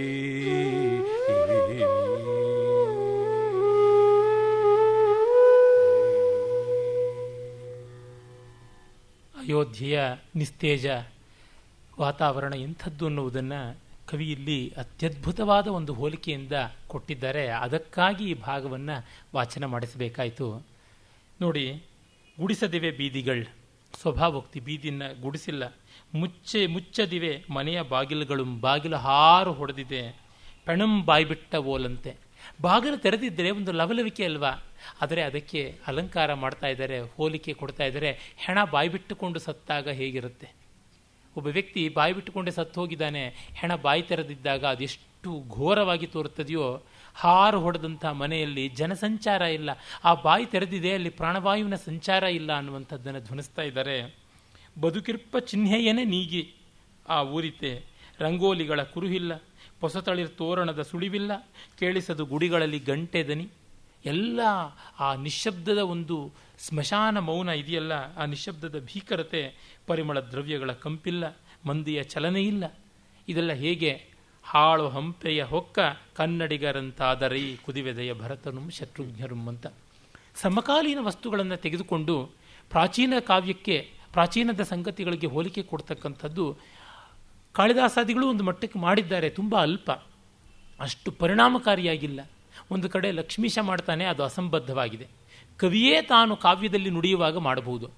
ಅರೆ, ರಾಮನ ಹತ್ತಿರ ಬಂದಂಥ ದೂತರುಗಳು ಕೃಷ್ಣನ ಬಾಯಿಗೆ ಮೊಲೆ ಕೊಟ್ಟ ಪೂತನಿಯ ಹಾಗಾಯಿತು ಸ್ಥಿತಿ ಅಂತ ಏನೋ ಹೇಳುವಾಗ ಅದು ಎಷ್ಟೋ ಅಪಹಾಸ್ಯಾಸ್ಪದವಾಗಿ ಕಾಣುತ್ತದೆ. ಕವಿ ಪ್ರೌಢೋಕ್ತಿ ಅಂದರೆ ಕವಿಯೇ ಹೇಳ್ತಕ್ಕಂಥದ್ದು, ಕವಿ ನಿಬದ್ಧ ಪ್ರೌಢೋಕ್ತಿ ಅಂದರೆ ಪಾತ್ರ ಹೇಳುವುದು. ಪಾತ್ರ ಹೇಳುವಾಗ ದೇಶಕಾಲಗಳ ಪ್ರಜ್ಞೆ ತುಂಬ ಮುಖ್ಯ. ಲಕ್ಷ್ಮೀಶ ಅಲ್ಲಿ ಮರೆತಿದ್ದಾನೆ. ಅರೆ, ಕುವೆಂಪು ತಾವಾಗಿ ಹೇಳ್ತಾ ಇದ್ದಾರೆ, ಅದು ತುಂಬ ಚೆನ್ನಾಗಿದೆ, ಅಷ್ಟು ಪರಿಣಾಮಕಾರಿಯಾಗಿದೆ. ಅವರು ಸೋಮನಾಥಪುರದ ಒಂದು ದೇವಸ್ಥಾನವನ್ನು ನೋಡಿ ಬಾಗಿಲೊಳು ಕೈ ಮುಗಿದು ಒಳಗೆ ಬಾ ಯಾತ್ರಿಕನೇ, ಶಿಲೆಯಲ್ಲವೀ ಗುಡಿಯು ಕಲೆಯ ಬಲೆಯು ಅಂತ ಹೇಳುವಾಗ ಗಂಟೆಗಳ ದನಿಯಿಲ್ಲ, ಜಾಗಟೆಗಳು ಒಲಿಯಿಲ್ಲ, ಕರ್ಪೂರದ ಆರತಿಯ ಜ್ಯೋತಿ ಇಲ್ಲ, ಆದರೆ ಭಗವಂತನ ಆನಂದ ರೂಪುಗೊಂಡಿಹುದು ಅಂತ. ಹಂಪೆಗೆ ಆ ಸೌಭಾಗ್ಯವೂ ಇಲ್ಲ. ಯಾಕೆಂದರೆ ಆ ಪರಕೀಯರು ಮಾಡಿರ್ತಕ್ಕಂಥ ಆಕ್ರಾಂತಿ. ಈಗ ನಮ್ಮ ಚಿದಾನಂದ ಮೂರ್ತಿಯವರು ಪಾಪ ಗೋಳುಗರೆದು ಬರಿತಾ ಇದ್ದಾರೆ ಪತ್ರಿಕೆಯಲ್ಲಿ, ಹಂಪಿಯ ಸ್ಥಿತಿ ಏನಾಗಿದೆ, ದರ್ಗಾಗಳು ಮಸೀದಿಗಳು ಬರ್ತಾ ಇವೆ, ಎಚ್ಚೆತ್ತುಕೊಳ್ಳಿ, ಇನ್ನು ಕ್ರೈಸ್ತರ ಒಂದು ಆಟಾಟೋಪ ಕೂಡ ಅಲ್ಲಿ ಸಾಗುತ್ತಾ ಇದೆ ಅಂತ ಹೇಳಿಬಿಟ್ಟಿದನುವೆ. ಹಂಪೆಯನ್ನು ವರ್ಲ್ಡ್ ಹೆರಿಟೇಜ್ ಸೈಟ್ ಅಂತ ಗುರುತಿಸಿದ್ದಾಗಿದೆ.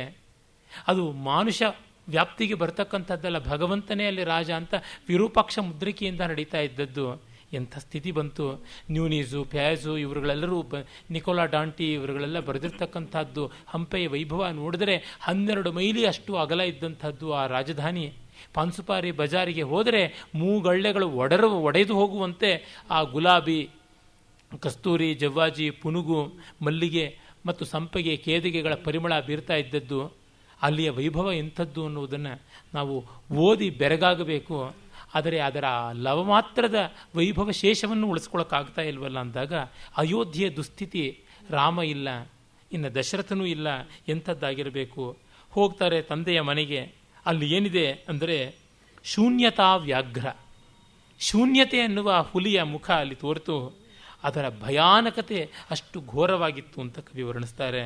ಅಲ್ಲಿಗೆ ಬಂದು ಮತ್ತೆ ಘೋರವಾದ ಸಂದರ್ಭ ಇದೆಯಲ್ಲ, ರಾಜ್ಯಕಾಂಕ್ಷಿಣಿಯಾದಂಥ ಧೂರ್ತೆ ಆ ಕೈಕೇಯಿ ಮಗನನ್ನು ಆಲಿಂಗಿಸಿಕೊಂಡು ನಿನಗೆ ಈ ಸಾಮ್ರಾಜ್ಯ ಅಂತನ್ನುವುದು, ಕಡೆಗೆ ಮಗ ಅವಳನ್ನು ತಾಯೇ ಅಲ್ಲ ಅಂತ ತಿರಸ್ಕರಿಸ್ತಕ್ಕಂಥದ್ದು, ಈ ಮಾರ್ಮಿಕ ಸಂದರ್ಭಗಳು ನಡೆಯುತ್ತವೆ.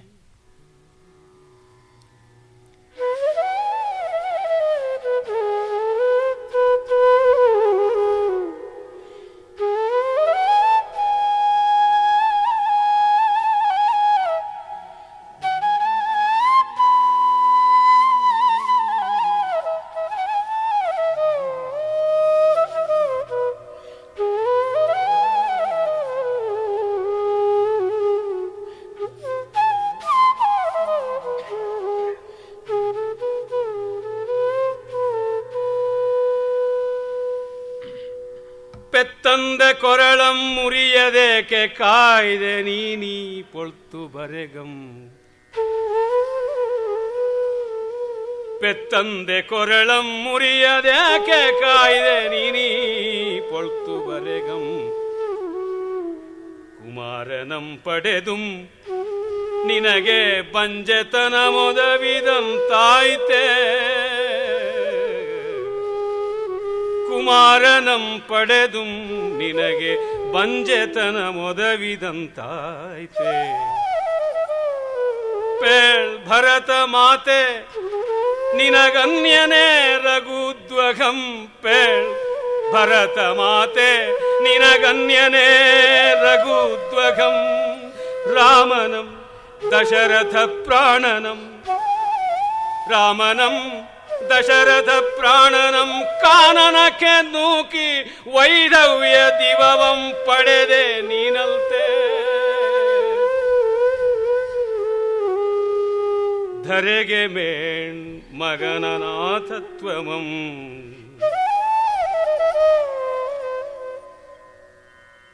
ಕಾನನಕ್ಕೆ ರಾಮನಂ ನೂಂಕಿ ವೈಧವ್ಯ ದಿವಮಂ ಪಡೆದೆ ನೀನಲ್ತೆ ಧರೆಗೆ ಮೇಣ್ಯಮಗೆ ಅನಾಥತ್ವಮಂ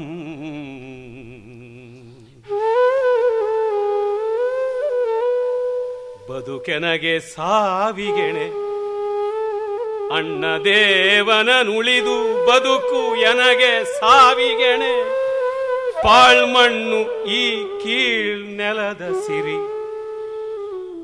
ತೀರ್ದಯ್ಯನ ಉಸಿರನೆಂತು ಪೆಡಂ ಮಗುಳಿಸುವುದಸದಳಂ ಪಿರಿಯಣ್ಣನಂ ಮರಳ್ಚಿ ಕರೆದು ತಂದಪೆ ನಡವಿಯಿಂ ಪಿರಿಯಣ್ಣನಂ ಮರಳ್ಚಿ ಕರೆದು ತಂದಪೆ ನಡವಿಯಿಂ ಬರಲ್ ಕೊಪ್ಪದಿರೆ ತಾಯಾತ್ಮದೊಳ್ಪಿಂಗೆ ಹೊಣೆ ಕಂದನೆಂದು ಅದರಿಂದ ರಾಮ ಸೇವೆಯೊಳಿರ್ದು ನೀಂಗೈದ ಕುಕೃತಮಂ ತವಿಸುವೆನ್ ಕೇಳ್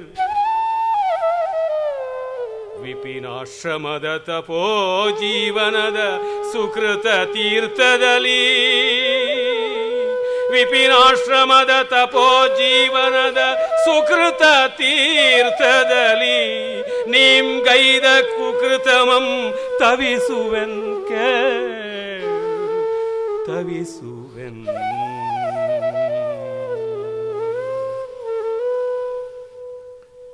ಭರತನ ಮಹನೀಯತೆ ಈ ಚಕ್ರವಾಕ ರಾಗದ ಆರ್ತಿಯಲ್ಲಿ ಕೇಳ್ತಾ ಇದೆ. ಹೆತ್ತ ಹೊತ್ತೆ ನನ್ನನ್ನು ಏಕೆ ಕೊರಳು ಮುರಿದು ಕೊಲ್ಲಲಿಲ್ಲ ತಾಯಿ, ನಿನಗೆ ಬಂಜೆತನ ಮಗನಿದ್ದರೂ ಉಂಟಾಯ್ತಲ್ಲ, ಇದು ಎಂಥ ವಿವೇಕ ಮಾಡಿಕೊಂಡೆ.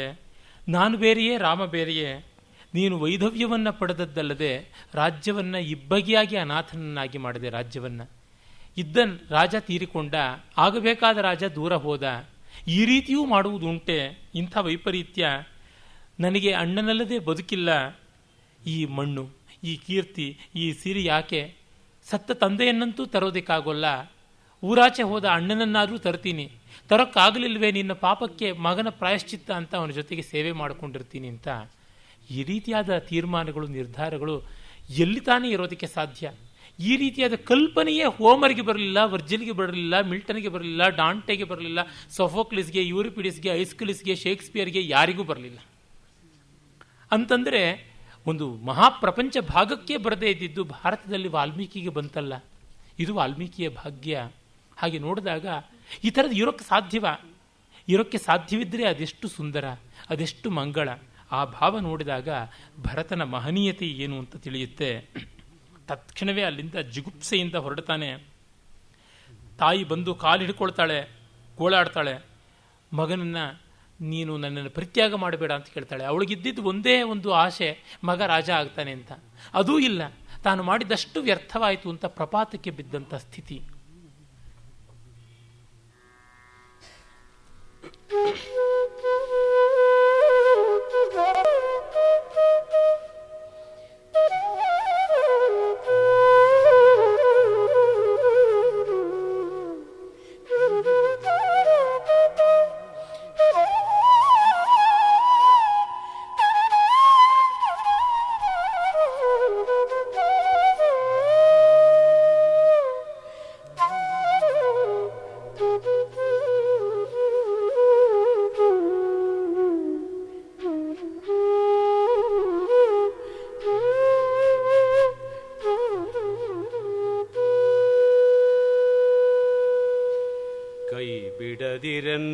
ಮಗನೇ ಕೆಟ್ಟಳೆನ್ ಜಗವೇ ಕೈ ಬಿಟ್ಟಳೆನ್ ಕೈ ಬಿಡದಿರನ್ನಮ್ಮಗನೇ ನೂಂಕು ನರಕಕ್ಕೆ ಸಹಿಸಿ ಬಹೆನೋ ಕೆಡಂ ತವಿಸಿ ನುಂಕದಿರೋ ಶೂನ್ಯತೆಗೆ ಮಗನೇ ಹೊಲೆಗೆ ಹೊಲೆ ಮಡಿಯಲ್ ಕೊಲೆಗೆ ಕೊಲೆ ಪಡಿಯಲ್ ನೋವು ನೋವಿಗೆ ಸಾವು ಮಲ್ತು ನಾಂ ಗೈದುದನೆ ನೀಂ ಗೈದರೇಂ ತಪ್ಪು ತಪ್ಪಿನಿಂದೊಪ್ಪಮಂ ಪೊರ್ದುವುದೇ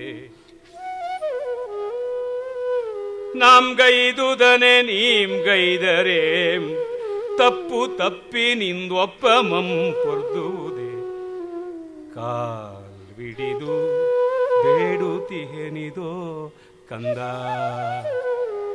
ಕಾಲ್ವಿಡಿದು ಬೇಡುತ್ತಿಹೆನಿದೋ ಕಂದ ಬಂದ ಪೆನ್ ಕರೆದೊಯ್ಯೋ ನಿನ್ನ ಕೂಡೆನ್ನನು ಮಂಗಳದ ಮನೆಗೆ ಕಂದ ಬಂದ ಪೆನ್ ಕರೆದೊಯ್ಯೋ ನಿನ್ನ ಕೂಡೆನ್ನನು ಮಂಗಳದ ಮನೆಗೆ ನಡೆದ ಪೆನು ನೀನೆಂದಂತೆ ಓ ನೆಳಲಂತೆ ಮಗನೇ ಮೂಕ ವಿನಯದಲ್ಲಿ ನಡೆದ ಪೆನೋ ನೀನೆಂದಂತೆ ಓಲ್ ನೆಳಲಂತೆ ಮಗನೇ ಕೇಳ್ ಕೈಕೆಗಿನ್ ಬಾಯಿಲ್ಲೋ ಕೇಳ್ ಮಗನೇ ಕೈಕೆಗಿನ್ ಬಾಯಿಲ್ಲೋ ಕಲ್ಲಾದ ಗಲ್ಯಯಂ ನುಡಿಸಿದ ರಾಮನಡಿ ಸೋಂಕಿಗುಂ ಕಿಡದೆನ್ನ ಕಲ್ತನಂ ಕೈಕೆಗಿನ್ ಬಾಯಿಲ್ಲೋ ಕಲ್ಲಾದ ಗಲ್ಯಯಂ ನುಡಿಸಿದ ರಾಮನಡಿ ಸೋಂಕಿಗುಂ ಕಿಡದು ಎನ್ನ ಕಲ್ತನಂ ಕೈ ಬಿಡದೆ ಕಾಪಾಡೆನ್ನಂ ಮಗನೇ ಕೈ ಬಿಡದೆ ಕಾಪಾಡೆನ್ನಂ ಕೈ ಬಿಡದಿರೆನ್ನಂ ಮಗನೇ ಕೆಟ್ಟಳನ್ ಜಗವೇ ಕೈ ಬಿಟ್ಟಳನ್ ಮಗನೇ ಕೈ ಬಿಡದಿರೆನ್ನಂ ಕೈ ಬಿಡದಿರೆನ್ನಂ ಕೈ ಬಿಡದಿರೆನ್ನಂ.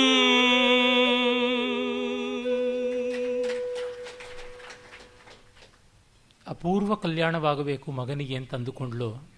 ಆದರೆ ಆದದ್ದು ಅಪೂರ್ವವಾದ ಅಮಂಗಳ. ಅದಕ್ಕೆ ಎಂಥ ದುಃಖದ ಧ್ವನಿ ಬಂತು. ಈಗ ಪೂರ್ವಿ ಕಲ್ಯಾಣಿಯಲ್ಲಿ ಅವರು ಈ ಭರತನ ತಾಯಿಯ ಸಂಕಟವನ್ನು ಹೇಳ್ತಾ ಇದ್ದಾರಲ್ಲ, ತುಂಬ ಬೇಡ್ಕೋತಾಳೆ. ನಿಜ, ನನಗೆ ತಪ್ಪು ಗೊತ್ತಾಯಿತು, ನನ್ನನ್ನು ತಳ್ಳಬೇಡ, ನನ್ನನ್ನು ನಿರಾಕರಿಸಬೇಡ, ನೀನೂ ನಿರಾಕರಿಸಿದರೆ ನನ್ನ ಗತಿ ಏನು ಅಂತ. ಶೂನ್ಯತೆಗೆ ನನ್ನನ್ನು ನೂಕಬೇಡ, ಹೊಲೆಗೆ ಹೊಲೆ ಮಡಿಯಲ್ತು. ಒಂದು ಕೆಟ್ಟದಕ್ಕೆ ಮತ್ತೊಂದು ಕೆಟ್ಟದು ಮಾಡಿದ್ರೆ ಸರಿಯಾಗೋಲ್ಲ. Eye for eye, tit for tat ಅನ್ನುವುದು ಆಗೋಲ್ಲ. ಹೊಲೆಗೆ ಹೊಲೆಯನ್ನೇ ಮಾಡಿದ್ರೆ ಮಡಿ ಆಗೋದಿಲ್ಲ, ಕೊಲೆಗೆ ಕೊಲೆ ಪಡಿ ಆಗುವುದಿಲ್ಲ, ನೋವು ನೋವಿಗೆ ಸಾವನ್ನು ತರುವುದಿಲ್ಲ. ಹಾಗಾಗಿ ನಾನು ಮಾಡಿದ್ದನ್ನೇ ನೀನು ಮಾಡಿಬಿಟ್ರೆ ನೀನಾಗೋಲ್ಲ ಅಂತ. ಒಂದು ಕಡೆ ಅವನು ಹೇಳ್ತಾನೆ, ಪ್ರತಿಮಾ ನಾಟಕದಲ್ಲಿ ಬರ್ತದೆ, ಭಾಸನ ಪ್ರತಿಮಾ ನಾಟಕದಲ್ಲಿ, ನಿನ್ನನ್ನು ನಾನು ಕೊಲ್ತಾ ಇಲ್ಲ, ಯಾಕೆಂದರೆ ರಾಮನಿಗಾಗಿ, ಮತ್ತು ರಾಮ ನನ್ನನ್ನು ನಿರಾಕರಿಸ್ತಾನೆ ಎನ್ನುವ ಹೆದರಿಕೆಗೋಸ್ಕರ ನಾನು ಸ್ತ್ರೀ ಹತ್ಯೆ ಮಾಡ್ತಾ ಇಲ್ಲ ಅಷ್ಟೇ ಅಂತ ಅಂದುಬಿಡ್ತಾನೆ. ಹಾಗಾಗಿ ನೀನು ನನ್ನನ್ನು ಸೇರಿಸಿಕೊಂಡು ಬಾ, ರಾಮನ ಹತ್ತಿರಕ್ಕೆ ನಾನು ಬರ್ತೀನಿ. ರಾಮನ ಆಹ್ವಾನ ಮಾಡುವಂಥ ಪ್ರಕ್ರಿಯೆ ನಿನ್ನದೇನಿದೆ, ಅವನನ್ನು ಮತ್ತೆ ಪುನಃ ಪ್ರತಿಷ್ಠಾಪನೆ ಮಾಡಬೇಕು ಅಂತ ನಾನು ಬರ್ತೀನಿ.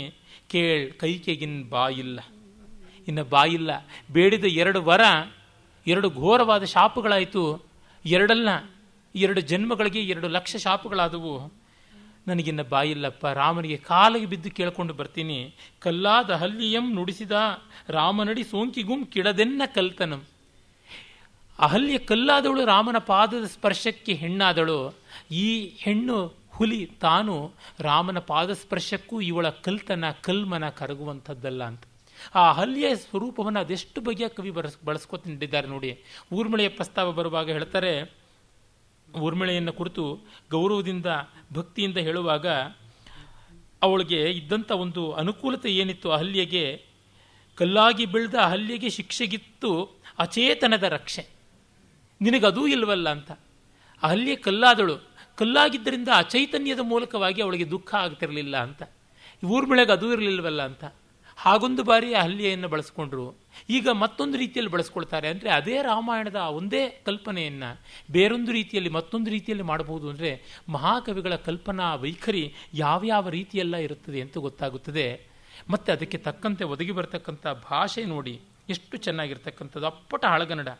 ಬಾಯಿಲ್ಲೋ ಕಲ್ಲಾದ ಹಲ್ಲಿಯಂ ನುಡಿಸಿದ ರಾಮನಡಿ ಸೋಂಕಿಗುಂ ಕಿಡದೆನ್ನ ಕಲ್ತನಂ, ಕೆಡುವುದಿಲ್ಲ ಅಂತಕ್ಕಂಥದ್ದು, ಕೈ ಬಿಡದೆ ಕಾಪಿಡನ್ನಂ ಅಂತ.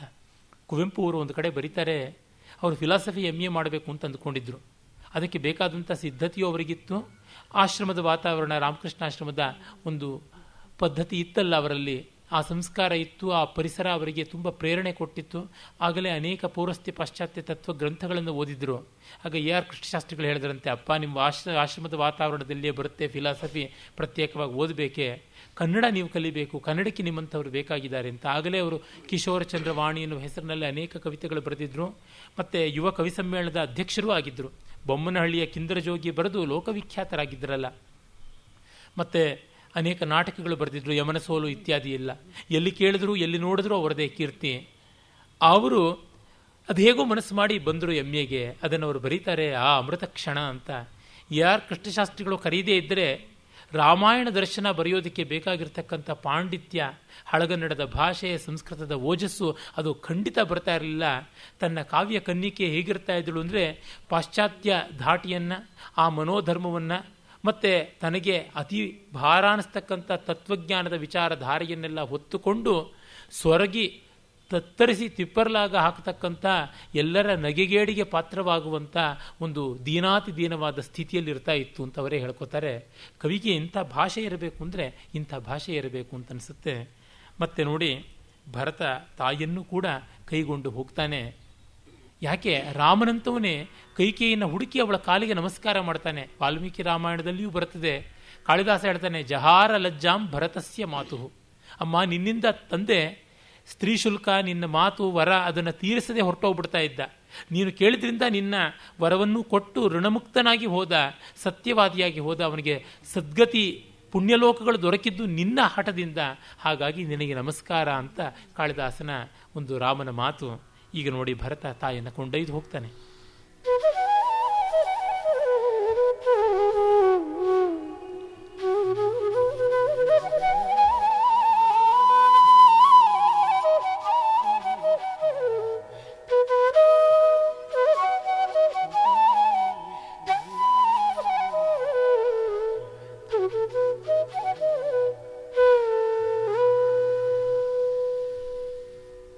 ತನ್ನಡಿಗೆ ಮುಡಿ ಚಾಚಿ,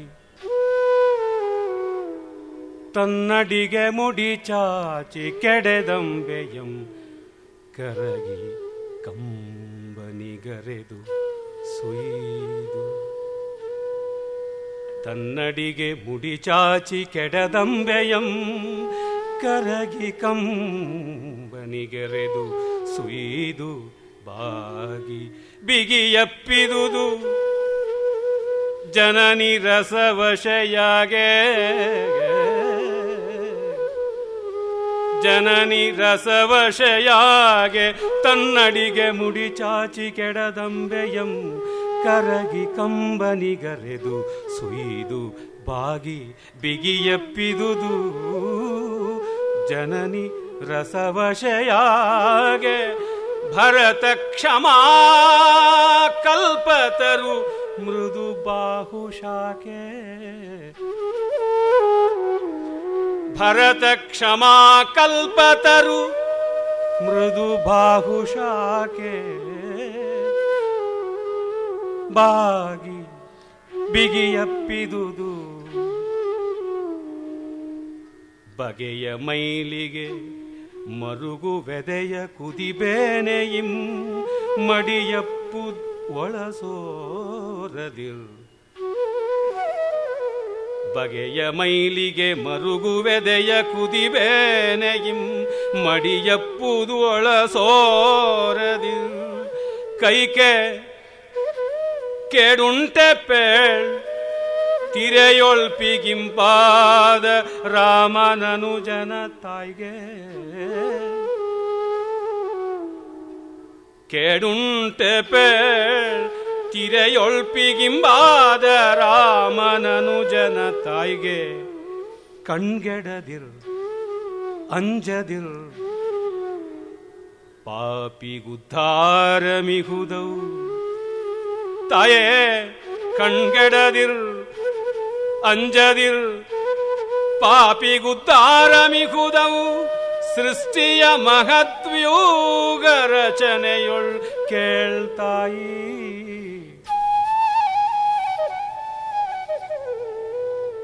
ಬೆರಳಿಚದ ಕೂರ್ಮೆನೆಯೇ ಬೆರಳಿಚದ ಕೂರ್ಮೊನೆಯ ಮಿಡಿವ ಹಿಂಸೆಗೆ ತಂತಿ ತಾಂ ಬೀಣೆಯಿಂಚರವಿಯುವಂತೆ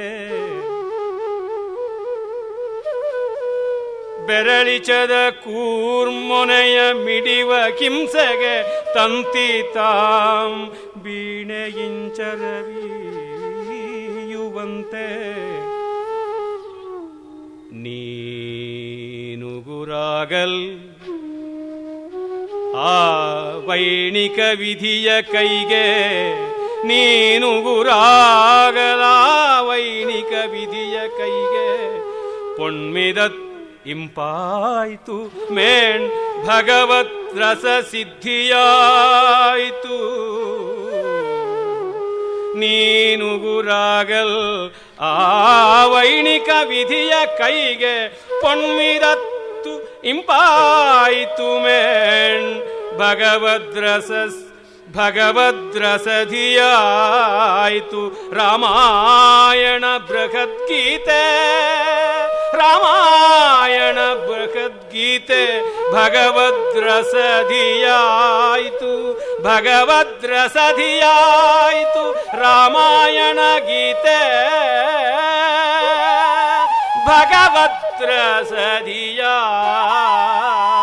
ಭಗವದ್ರಸಧಿಯಾಯಿತು.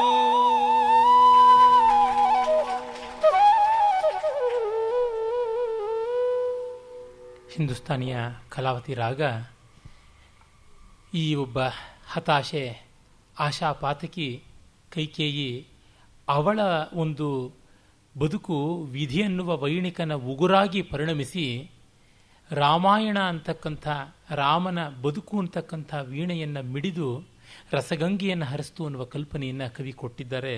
ತುಂಬ ಕಲಾವಂತಿಕೆ ಉಳ್ಳಂಥ ಕಲ್ಪನೆ. ತನ್ನಡಿಗೆ ಮುಡಿಚಾಚಿ ಕಾಲಿಗೆ ಬಿದ್ದು ಬೇಡಿಕೊಳ್ತಕ್ಕಂಥ ಮಗನನ್ನು ನೋಡಿ, ಕಾಲಿಗೆ ಬಿದ್ದು ಬೇಡಿಕೊಳ್ಳುವ ತಾಯಿಯನ್ನು ನೋಡಿ ಮಗ ಕರಗದೆ ಇರ್ತಾನ. ಅವನು ಹೇಳಿ ಕೇಳಿ ರಾಮನ ತಮ್ಮ ಅಲ್ಲವೇ, ಅವನ ಕ್ಷಮಾಕಲ್ಪತರು ಮೃದುಬಾಹು ಶಾಖೆ, ಭರತನ ಕ್ಷಮೆ ಅನ್ನುವ ಕಲ್ಪವೃಕ್ಷದ ಮೃದುವಾದ ಕೊಂಬೆಯಂತೆ ಆ ತೋಳು ಬಂದು ತಾಯಿಯನ್ನು ಎತ್ತಿ ಹಿಡಿದು ನಡೆಸುತ್ತೆ. ಕವಿ ಹೇಳ್ತಾನೆ, ಕೈಗೆ ಕೇಡುಂಟೆ ಪೇಳ್ ತೆರೆಯೊಳ್ಪಿಗಿಂಪಾದ ರಾಮನನುಜನ ತಾಯಿಗೆ. ರಾಮನ ತಮ್ಮನ ತಾಯಿಗೆ ಕೇಡನ್ನುವುದು ಉಂಟ? ಇಲ್ಲಮ್ಮ, ಪಾಪಿಗೆ ಉದ್ಧಾರ ಮಿಹುದು. ಈ ಜಗದ್ ಮಹಾವ್ಯೂಹದಲ್ಲಿ, ಸೃಷ್ಟಿಯ ಮಹಾವ್ಯೂಹದಲ್ಲಿ ಪಾಪಿಗೂ ಉದ್ಧಾರ ಇದೆ. ಇದು ರಾಮಾಯಣ ದರ್ಶನದ ಒಂದು ರೀತಿಯಾದ ಬರ್ಡನ್, ಪಲ್ಲವಿ ಅಂತ ಹೇಳ್ಬೋದು. ಹೆಜ್ಜೆಜ್ಜೆಗೂ ಈ ಧ್ವನಿ ಬರ್ತಾ ಹೋಗುತ್ತೆ. ಪ್ರತಿಯೊಬ್ಬ ಪಾಪಿಗೂ ಉದ್ಧಾರ ಉಂಟು ಅಂತ ಗಾಂಧಿಯುಗದ ವಿಶೇಷವಾದಂಥ ಧ್ವನಿಯೇ ಇದಾಗಿತ್ತು. ಆದರೆ ಒಂದನ್ನು ಮರೆಯಬಾರದು, ಪಾಪಿಗೆ ಪಶ್ಚಾತ್ತಾಪ ಇದ್ದರೆ ಮಾತ್ರ ಉದ್ಧಾರ ಉಂಟು. ಪಶ್ಚಾತ್ತಾಪ ಇಲ್ಲದೆ ಇದ್ದರೆ ಪಾಪಿಯನ್ನು ನರಕಕ್ಕೆ ಹಾಕಬೇಕು, ಬೇರೆ ದಾರಿ ಇಲ್ಲ. ಪಶ್ಚಾತ್ತಾಪ ಇಲ್ಲದೆ ಇದ್ದವನಿಗೆ ಏನೂ ಕನಿಕರ ತೋರಿಸೋದಕ್ಕೆ ಸಾಧ್ಯ ಇಲ್ಲ. ಅದಿಲ್ಲಿ ಇದೆ. ಆ ಕಾರಣದಿಂದಲೇ ಕೈಕೇಯಿ ಪಶ್ಚಾತ್ತಾಪ ಪಡ್ತಾ ಇದ್ದಾಳೆ ಅನ್ನುವುದನ್ನು ಮರೆಯದೇ ಇದ್ದರೆ ತುಂಬ ದೊಡ್ಡ ಪ್ರಮಾದ ಆಗುತ್ತದೆ. ಇಲ್ಲದೇ ಇದ್ದರೆ ಗಾಂಧಿಯುಗ ಈ ಹೊತ್ತಿನ ಗಾಂಧಿಗಳ ಯುಗ ಆಗಿಬಿಡುತ್ತೆ. ಆ ಅಪಾಯವನ್ನು ನಾವು ಗಮನದಲ್ಲಿಟ್ಟುಕೊಳ್ಬೇಕು. ಬೆರಳಿಚಿದ ಕೂರ್ಮನೆಯ ಮಿಡಿವ ಹಿಂಸೆಗೆ ತಂತಿತಾಂ ಬೀಣೆ ಇಂಚರವಿಯುವಂತೆ. ತುಂಬ ಅದ್ಭುತವಾದ ಕಲ್ಪನೆ. ಉಗುರು ಕಠೋರ, ಆ ಉಗುರು ಪಟಾರನೆ ಆ ತಂತಿಯನ್ನು ಎಳೆದೆಳೆದು ನೋಯಿಸುತ್ತೆ. ಆಗ ವೀಣೆ ಮಧುರವಾಗಿ ನಡೆಯುತ್ತದೆ. ಆ ಉಗುರಿನ ಕಠೋರತೆಯನ್ನು ಕಂಡು ನಾವು ಬೈದರೆ ಆಗುತ್ತಾ? ಇಲ್ಲ, ಆ ಗಾನಕ್ಕಾಗಿ ಅಂಥದ್ದು ಬೇಕು. ಯಾವ ಹೂವು ಬೆಳೆಯೋದಕ್ಕೆ ಎಂಥ ಗೊಬ್ಬರ ಬೇಕೋ ಯಾರು ಬಲ್ಲರು? ಕೈಲಾಸಂ ಅವರ ಬಗ್ಗೆ DVG ಮಾತನ್ನು ಹೇಳ್ತಾರೆ.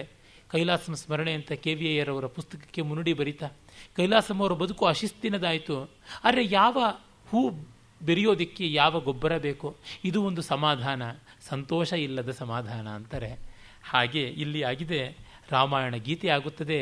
ಇತ್ತ ಕಡೆ ಈ ಸಂಕಟ ಎಲ್ಲ ಕಟ್ಟ ಕಡೆಗೆ ಕೇಂದ್ರೀಕೃತವಾಗಿದ್ದು ಎಲ್ಲಿ?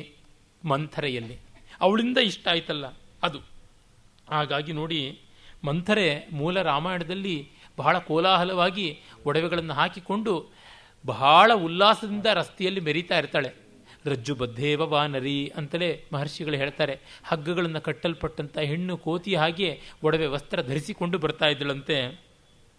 ಹಾಗೆ ಬರ್ತಾ ಇದ್ದಾಗ ಶತ್ರುಘ್ನ ಅವಳನ್ನು ಕಂಡು ದರದರನೆ ಎಳೆದುಕೊಂಡು ಬಂದು ಭರತನ ಮುಂದೆ ತಂದು ಕುಕ್ಕುತ್ತಾನೆ. ಭರತನೆಲ್ಲಿದನಯ್ಯ? ರಾಮನೆಲ್ಲಿದನ್? ಎಲ್ಲಿ ಲಕ್ಷ್ಮಣಂ? ಮತ್ತೆಲ್ಲಿ ಪೇಳ್ ಅಟ್ಟಿದೆ ದೇವಿ ಸೀತೆಯಂ? ನೀಚೆ ಪೇಳೇಕೆ ಅಯ್ಯನಂ ಕೊಂದೆ? ಪೇಳ್ ಪೇಳ್ ಏಕೆ ರವಿಕುಲದ ಸುಖಮಂ ತಿಂದೆ? ಮೃತ್ಯುಸ್ವರೂಪಿ ಓ ಶುನಕಿ ಅಂತ ಭರತ ಎಲ್ಲಿ ಅಂತ ಅವಳು ಕೇಳ್ತಾಳೆ. ಭರತ ಬಂದ ತಕ್ಷಣ ಅವನಿಗೆ ಪಟ್ಟ ಕಟ್ಟಿಸ್ಬೇಕು, ಅದನ್ನು ನೋಡಬೇಕು ಅಂತ. ಅಣ್ಣ ಎಲ್ಲಿ ರಾಮ ಅಂತ ಇವನು ಕೇಳ್ತಾನೆ. ಮತ್ತೆ ಎಲ್ಲಿ ಅಣ್ಣ ಲಕ್ಷ್ಮಣ? ಎಲ್ಲಿ ಅತ್ತಿಗೆ ಸೀತೆ? ಎಲ್ಲಿ ಅಪ್ಪನ್ನು ಯಾಕೆ ಕೊಂದೆ? ಅಯೋಧ್ಯೆಯ ಸಂತೋಷವನ್ನು ಯಾಕೆ ತಿಂದೆ ಅಂತ ಹೇಳಿಬಿಟ್ಟು, ನಿನಗುಂ ಆ ಗತಿ ಅಪ್ಪುದಿನ್ನು ಇದಕೊಳ್ಳ್ ಪಾತಕಿ ಅಂತ ಹೇಳಿ ಕೇಶಹಸ್ತವನ್ನು ಎಳೆದು, ಕೇಶಹಸ್ತ ಅಂದರೆ ಜುಟ್ಟು ಹಿಡಿದು ಕೈಗೆ ಎಳ್ಕೊಂಡು ಬರ್ತಕ್ಕಂಥದ್ದು, ಗಲಹಸ್ತ ಅಂದರೆ ಕೊರಳಿಗೆ ಕೈ ಹಾಕುವುದು. ಇದೆಲ್ಲ ಸಂಸ್ಕೃತದ ಇಡಿಯಮ್ಸ್. ಕುವೆಂಪು ಅವರು ತುಂಬ ಚೆನ್ನಾಗಿ ಬಳಸ್ಕೋತಾರೆ. ಕಲ್ಲು ನೆಲಕ್ಕೆ ಕುಕ್ಕಿದನ್. ಆಮೇಲೆ ಎಳ್ಕೊಂಡು ಬಂದು ಅವಳನ್ನು ಭರತನ ಮುಂದೆ ನಿಲ್ಲಿಸಿ ಹೇಳ್ತಾನೆ, ನೋಡು ಇವಳನ್ನು ದಂಡಿಸಬೇಕು ಅಂತ. ಆದರೆ ನೋಡಿ, ಭರತನಿಗೂ ಕೂಡ ಕನಿಕರವಾಗುತ್ತದೆ. ಕರುಳು ಉರಿದುದು ಎದೆ ಕೊರೆದುದೈ ಕರುಣೆ ಭರತಂಗೆ, ಬೇಂಟೆನಾಯಿ ಪಿಡಿಯೇ ಮರಿಯೊರಲೆ ತಾಯಕ್ಕಲಂ ರೌದ್ರವೇಗದಿ ಗಜರಿ ನುರ್ಗುವೋ ಲೈತಂದು ಕಂಡನ ಗೂನಿಯಂ ಬಡಿವ ಶತ್ರುಘ್ನಂ. ಅವನು ಹೇಳ್ತಾನೆ, ಅಯ್ಯೋ ದಮ್ಮಯ್ಯ ಕಾಪಾಡೋ ಭರತಯ್ಯ ಅಂತ ಅವಳು ಬೇಡ್ತಾಳೆ.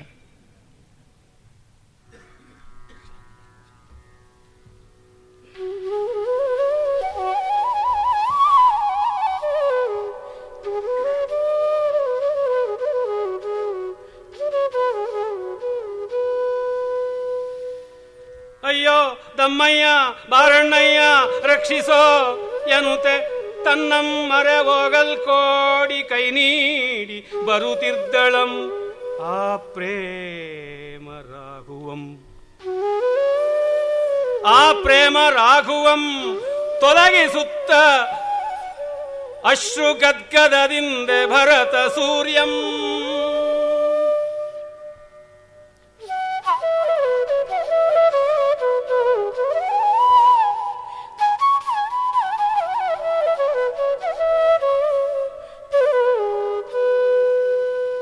ತೊಲಗೆಲಗೆ ಕುರುಪಿ ತೊಲಗೆಲಗೆ ಕುರೂಪಿ ಓ ತೊಲಗು ಕಣ್ಬೊಲದಿಂದೆ ತೊಲಗಾಚೆ ಪಾಪಿ ಬಳಿ ಸಾರದಿರ್ ನಿಲ್ಲದಿರ್. ಅಯ್ಯೋ ನಂಬುವೆನಂತು ಟೀ ಒಲ್ಮೆ ಉತ್ತಿನೊಳೆ ಹಗೆಯ ನಂಜಿನ ಹಾವು ಹೆಡೆಯತ್ತಿ ಹೊರಹೊಮ್ಮಿ ಕಚ್ಚಿತೆಂಬುದನ್. ಅಯ್ಯೋ ನಿನ್ನೊಳಿಂದಿನವರೆಗೆ ವಿಕೃತಿ ಕಂಡೆನಿಲ್ಲ, ಇಂದಿದೇಕೆ ಪಲ್ಗಿರಿದು ನಿಂದ ಓಲಿದೆ ಕುರೂಪತೆಯ ಪೈಶಾಚಿಕತೆ ಕರ್ಕಶಮೆನಲ್. ದಿಟಂ ಮನಸಿಗಲ್ಲದೆ ವಿಕೃತಿ ಬಾಹ್ಯ ಪ್ರಕೃತಿಗುಂಟೆ. ದಿಟಂ ಮನಸಿಗಲ್ಲದೆ ವಿಕೃತಿ ಬಾಹ್ಯ ಪ್ರಕೃತಿಗುಂಟೆ. ಪೆತ್ತವಳನ್ ಅಳುಪುವೋಲ್ ಕಾಣಿಸುತ್ತಳಿಗೆ ಈತ ಕದ್ದಿದ ತನ್ನ ಕಣ್ಗಳನೆ ಕಿಳ್ತೆಸೆವನಂತೆ ನಾಂ. ಮಂತರೆ ಬಿಸುಟ್ಟೆನಿದೋ ನಿನ್ನ ನೆಂದೆಂದಿಗೂ ಜಲಂ ತಿರಸ್ಕರಿಸಿ ಪೊರಮೊಟ್ಟ ತಾವರೆಯರ್ದೆಗೆ ರವಿಯೇ ಗುರುವೈರಿ ತಾನೆಂತುಟಂತೆ ಕೇಳ್ ರಾಮನಂ ಬಿಸುಟೆರ್ದೆಗೆ ಭರತನ ಹಿತಂ. ನಿಲ್ ಪೊಯ್ಯದಿರ್ ಸೋದರನೆ ಪೆಣ್ಗೊಲೆಗೆ ಪೇಸುವಂ ಪಿರಿಯಣ್ಣನೆಂದದರಿಂದೆಯುಂ ಬಿಡು ಕೋಪಮಂ. ನಾಯಿಗೆ ಬಡಿದರ್ ಅದು ಕಚ್ಚಿದ ಗಾಯಂ ಗುಣಮಪ್ಪುದೇಂ. ದೊಡ್ಡಮ್ಮನೆಡೆಗೆ ಬಾ. ಅದ್ಭುತವಾಗಿ ಆರಭಿಯಲ್ಲಿ ಆ ಸಂವಾದದ ಗದ್ಯ ಶಾಲೀನತೆಯನ್ನು ಗಾನದಲ್ಲಿ ತಂದಿದ್ದಾರೆ. ಶತ್ರುಘ್ನ ದರದರನೆ ಎಳೆದುಕೊಂಡು ಬಂದು ಭರತನ ಮುಂದೆ ಕುಕ್ಕಿ ಗೂನಿಗಾಗಬೇಕು ತಕ್ಕ ದಂಡನೆ ಎಂದಾಗ ಅವಳು ಅಯ್ಯೋ ದಮ್ಮಯ್ಯ ಬಾರಣ್ಣಯ್ಯ ರಕ್ಷಿಸೋ ಅಂತಂದಾಗ ಆ ಪ್ರೇಮ ರಾಹು, ಇದೆಲ್ಲ ಕುವೆಂಪು ಅವರು ಕೊಟ್ಟಂಥ ರೂಪಕ ಅಲಂಕಾರಗಳು ಅದ್ಭುತವಾದದ್ದು. ಪ್ರೇಮ ರಾಹು, ರಾಹುವಿನಂತೆ ಬಂದ ಪ್ರೇಮ ಯಾತಕ್ಕಾಗಬೇಕು? ಆಗ ಭರತ ಸೂರ್ಯ ತೊಲಗಿಸ್ತಾನೆ ಅಂತ. ಭರತ ಸೂರ್ಯನಿಗೆ ಪ್ರೇಮರಾಹು ಮುತ್ತಿಕೊಳ್ಳಕ್ಕೆ ಬಂದಾಗ ಅದನ್ನು ದೂರ ಮಾಡ್ತಾನೆ. ತೊಲಗೆಲೆ ಕುರೂಪಿ ತೊಲಗು ಕಣ್ಬೋಲದಿಂದೆ, ಕಣ್ಣ ಪಥದಿಂದಲೇ ದೂರಕ್ಕೆ ಹೋಗು, ನೀನು ಬಳಿಸಾರದಿರ್ ನಿಲ್ಲದಿರ್. ಅಯ್ಯೋ, ಈ ಒಲ್ಮೆಯ ಹುತ್ತದಲ್ಲಿ ಹಾಗೆಯ ನಂಜಿನ ಹಾವು ಯಾವ ರೀತಿ ಹೆಡೆಯೆತ್ತಿ ಕಚ್ಚಿತಲ್ಲ ಅಂತ. ಪ್ರೀತಿಯ ಹುತ್ತದೊಳಗೆ ಹಾಗೆಯ ಹಾವಿತ್ತಲ್ಲ, ಅದು ಕಚ್ಚಿ ಇಡೀ ಲೋಕವನ್ನೇ ಹಿಂಸೆ ಮಾಡಿತಲ್ಲ. ಎಷ್ಟು ಜನ ಸತ್ತರು, ಎಷ್ಟು ಜನ ನೊಂದರು, ನಿನ್ನೊಳಿಂದಿನವರೆಗೆ ವಿಕೃತಿಯನ್ನು ಕಾಣಲಿಲ್ಲ ಅಂತ. ತುಂಬ ಚೆನ್ನಾಗಿರುವ ಮಾತಿದು. ವ್ಯಕ್ತಿ ಪ್ರೀತಿಪಾತ್ರನಾಗಿದ್ದರೆ ಅವನಲ್ಲಿ ಸತ್ಕರ್ಮಗಳು, ಸದ್ಗುಣಗಳು, ಒಲ್ಮೆ, ಅನುರಾಗ ಚೆನ್ನಾಗಿದ್ದರೆ ಅವನ ಕುರೂಪ ಮರೆತು ಹೋಗುತ್ತೆ. ಈ ಘೋರ ರೂಪಿಣಿಯಾದ ಮಂಥರೆಯಲ್ಲಿ ಆ ಗೂನಾಗಲಿ, ಆ ಒಂದು ಡೊಂಕಾಗಲಿ, ಆ ಕೊಂಕಾಗಲಿ, ಬಚ್ಚುಬಾಯಾಗಲಿ, ತೊನ್ನು ಮೈಯಾಗಲಿ ಯಾವುದನ್ನೂ ಭರತ ಕಂಡಿರಲಿಲ್ಲ ಇವರಿಗೆ.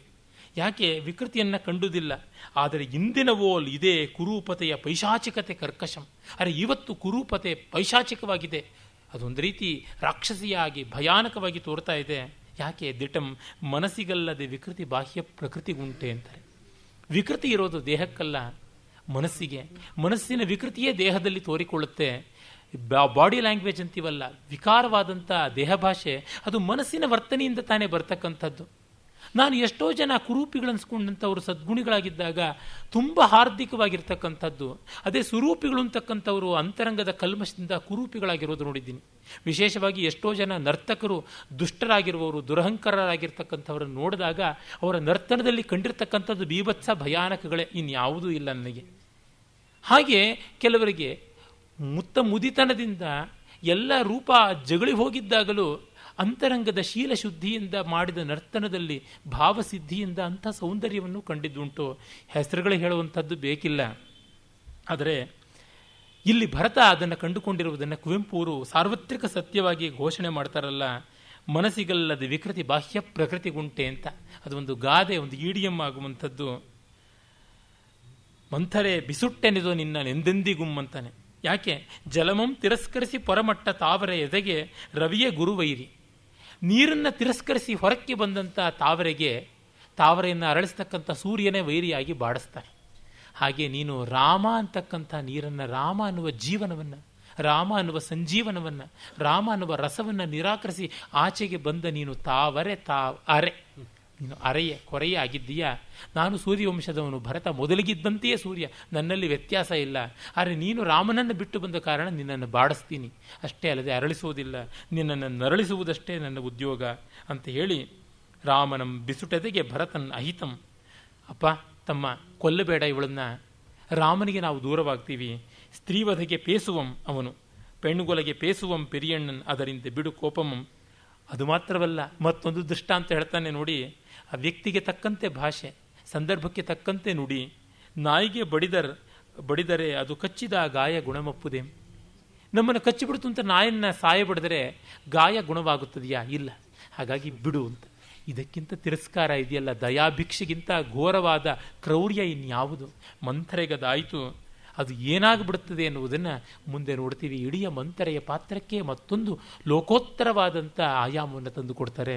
ನಾಳೆ ನೋಡೋಣ. ಓಂ ತತ್ಸತ್. ಮಂಗಳ.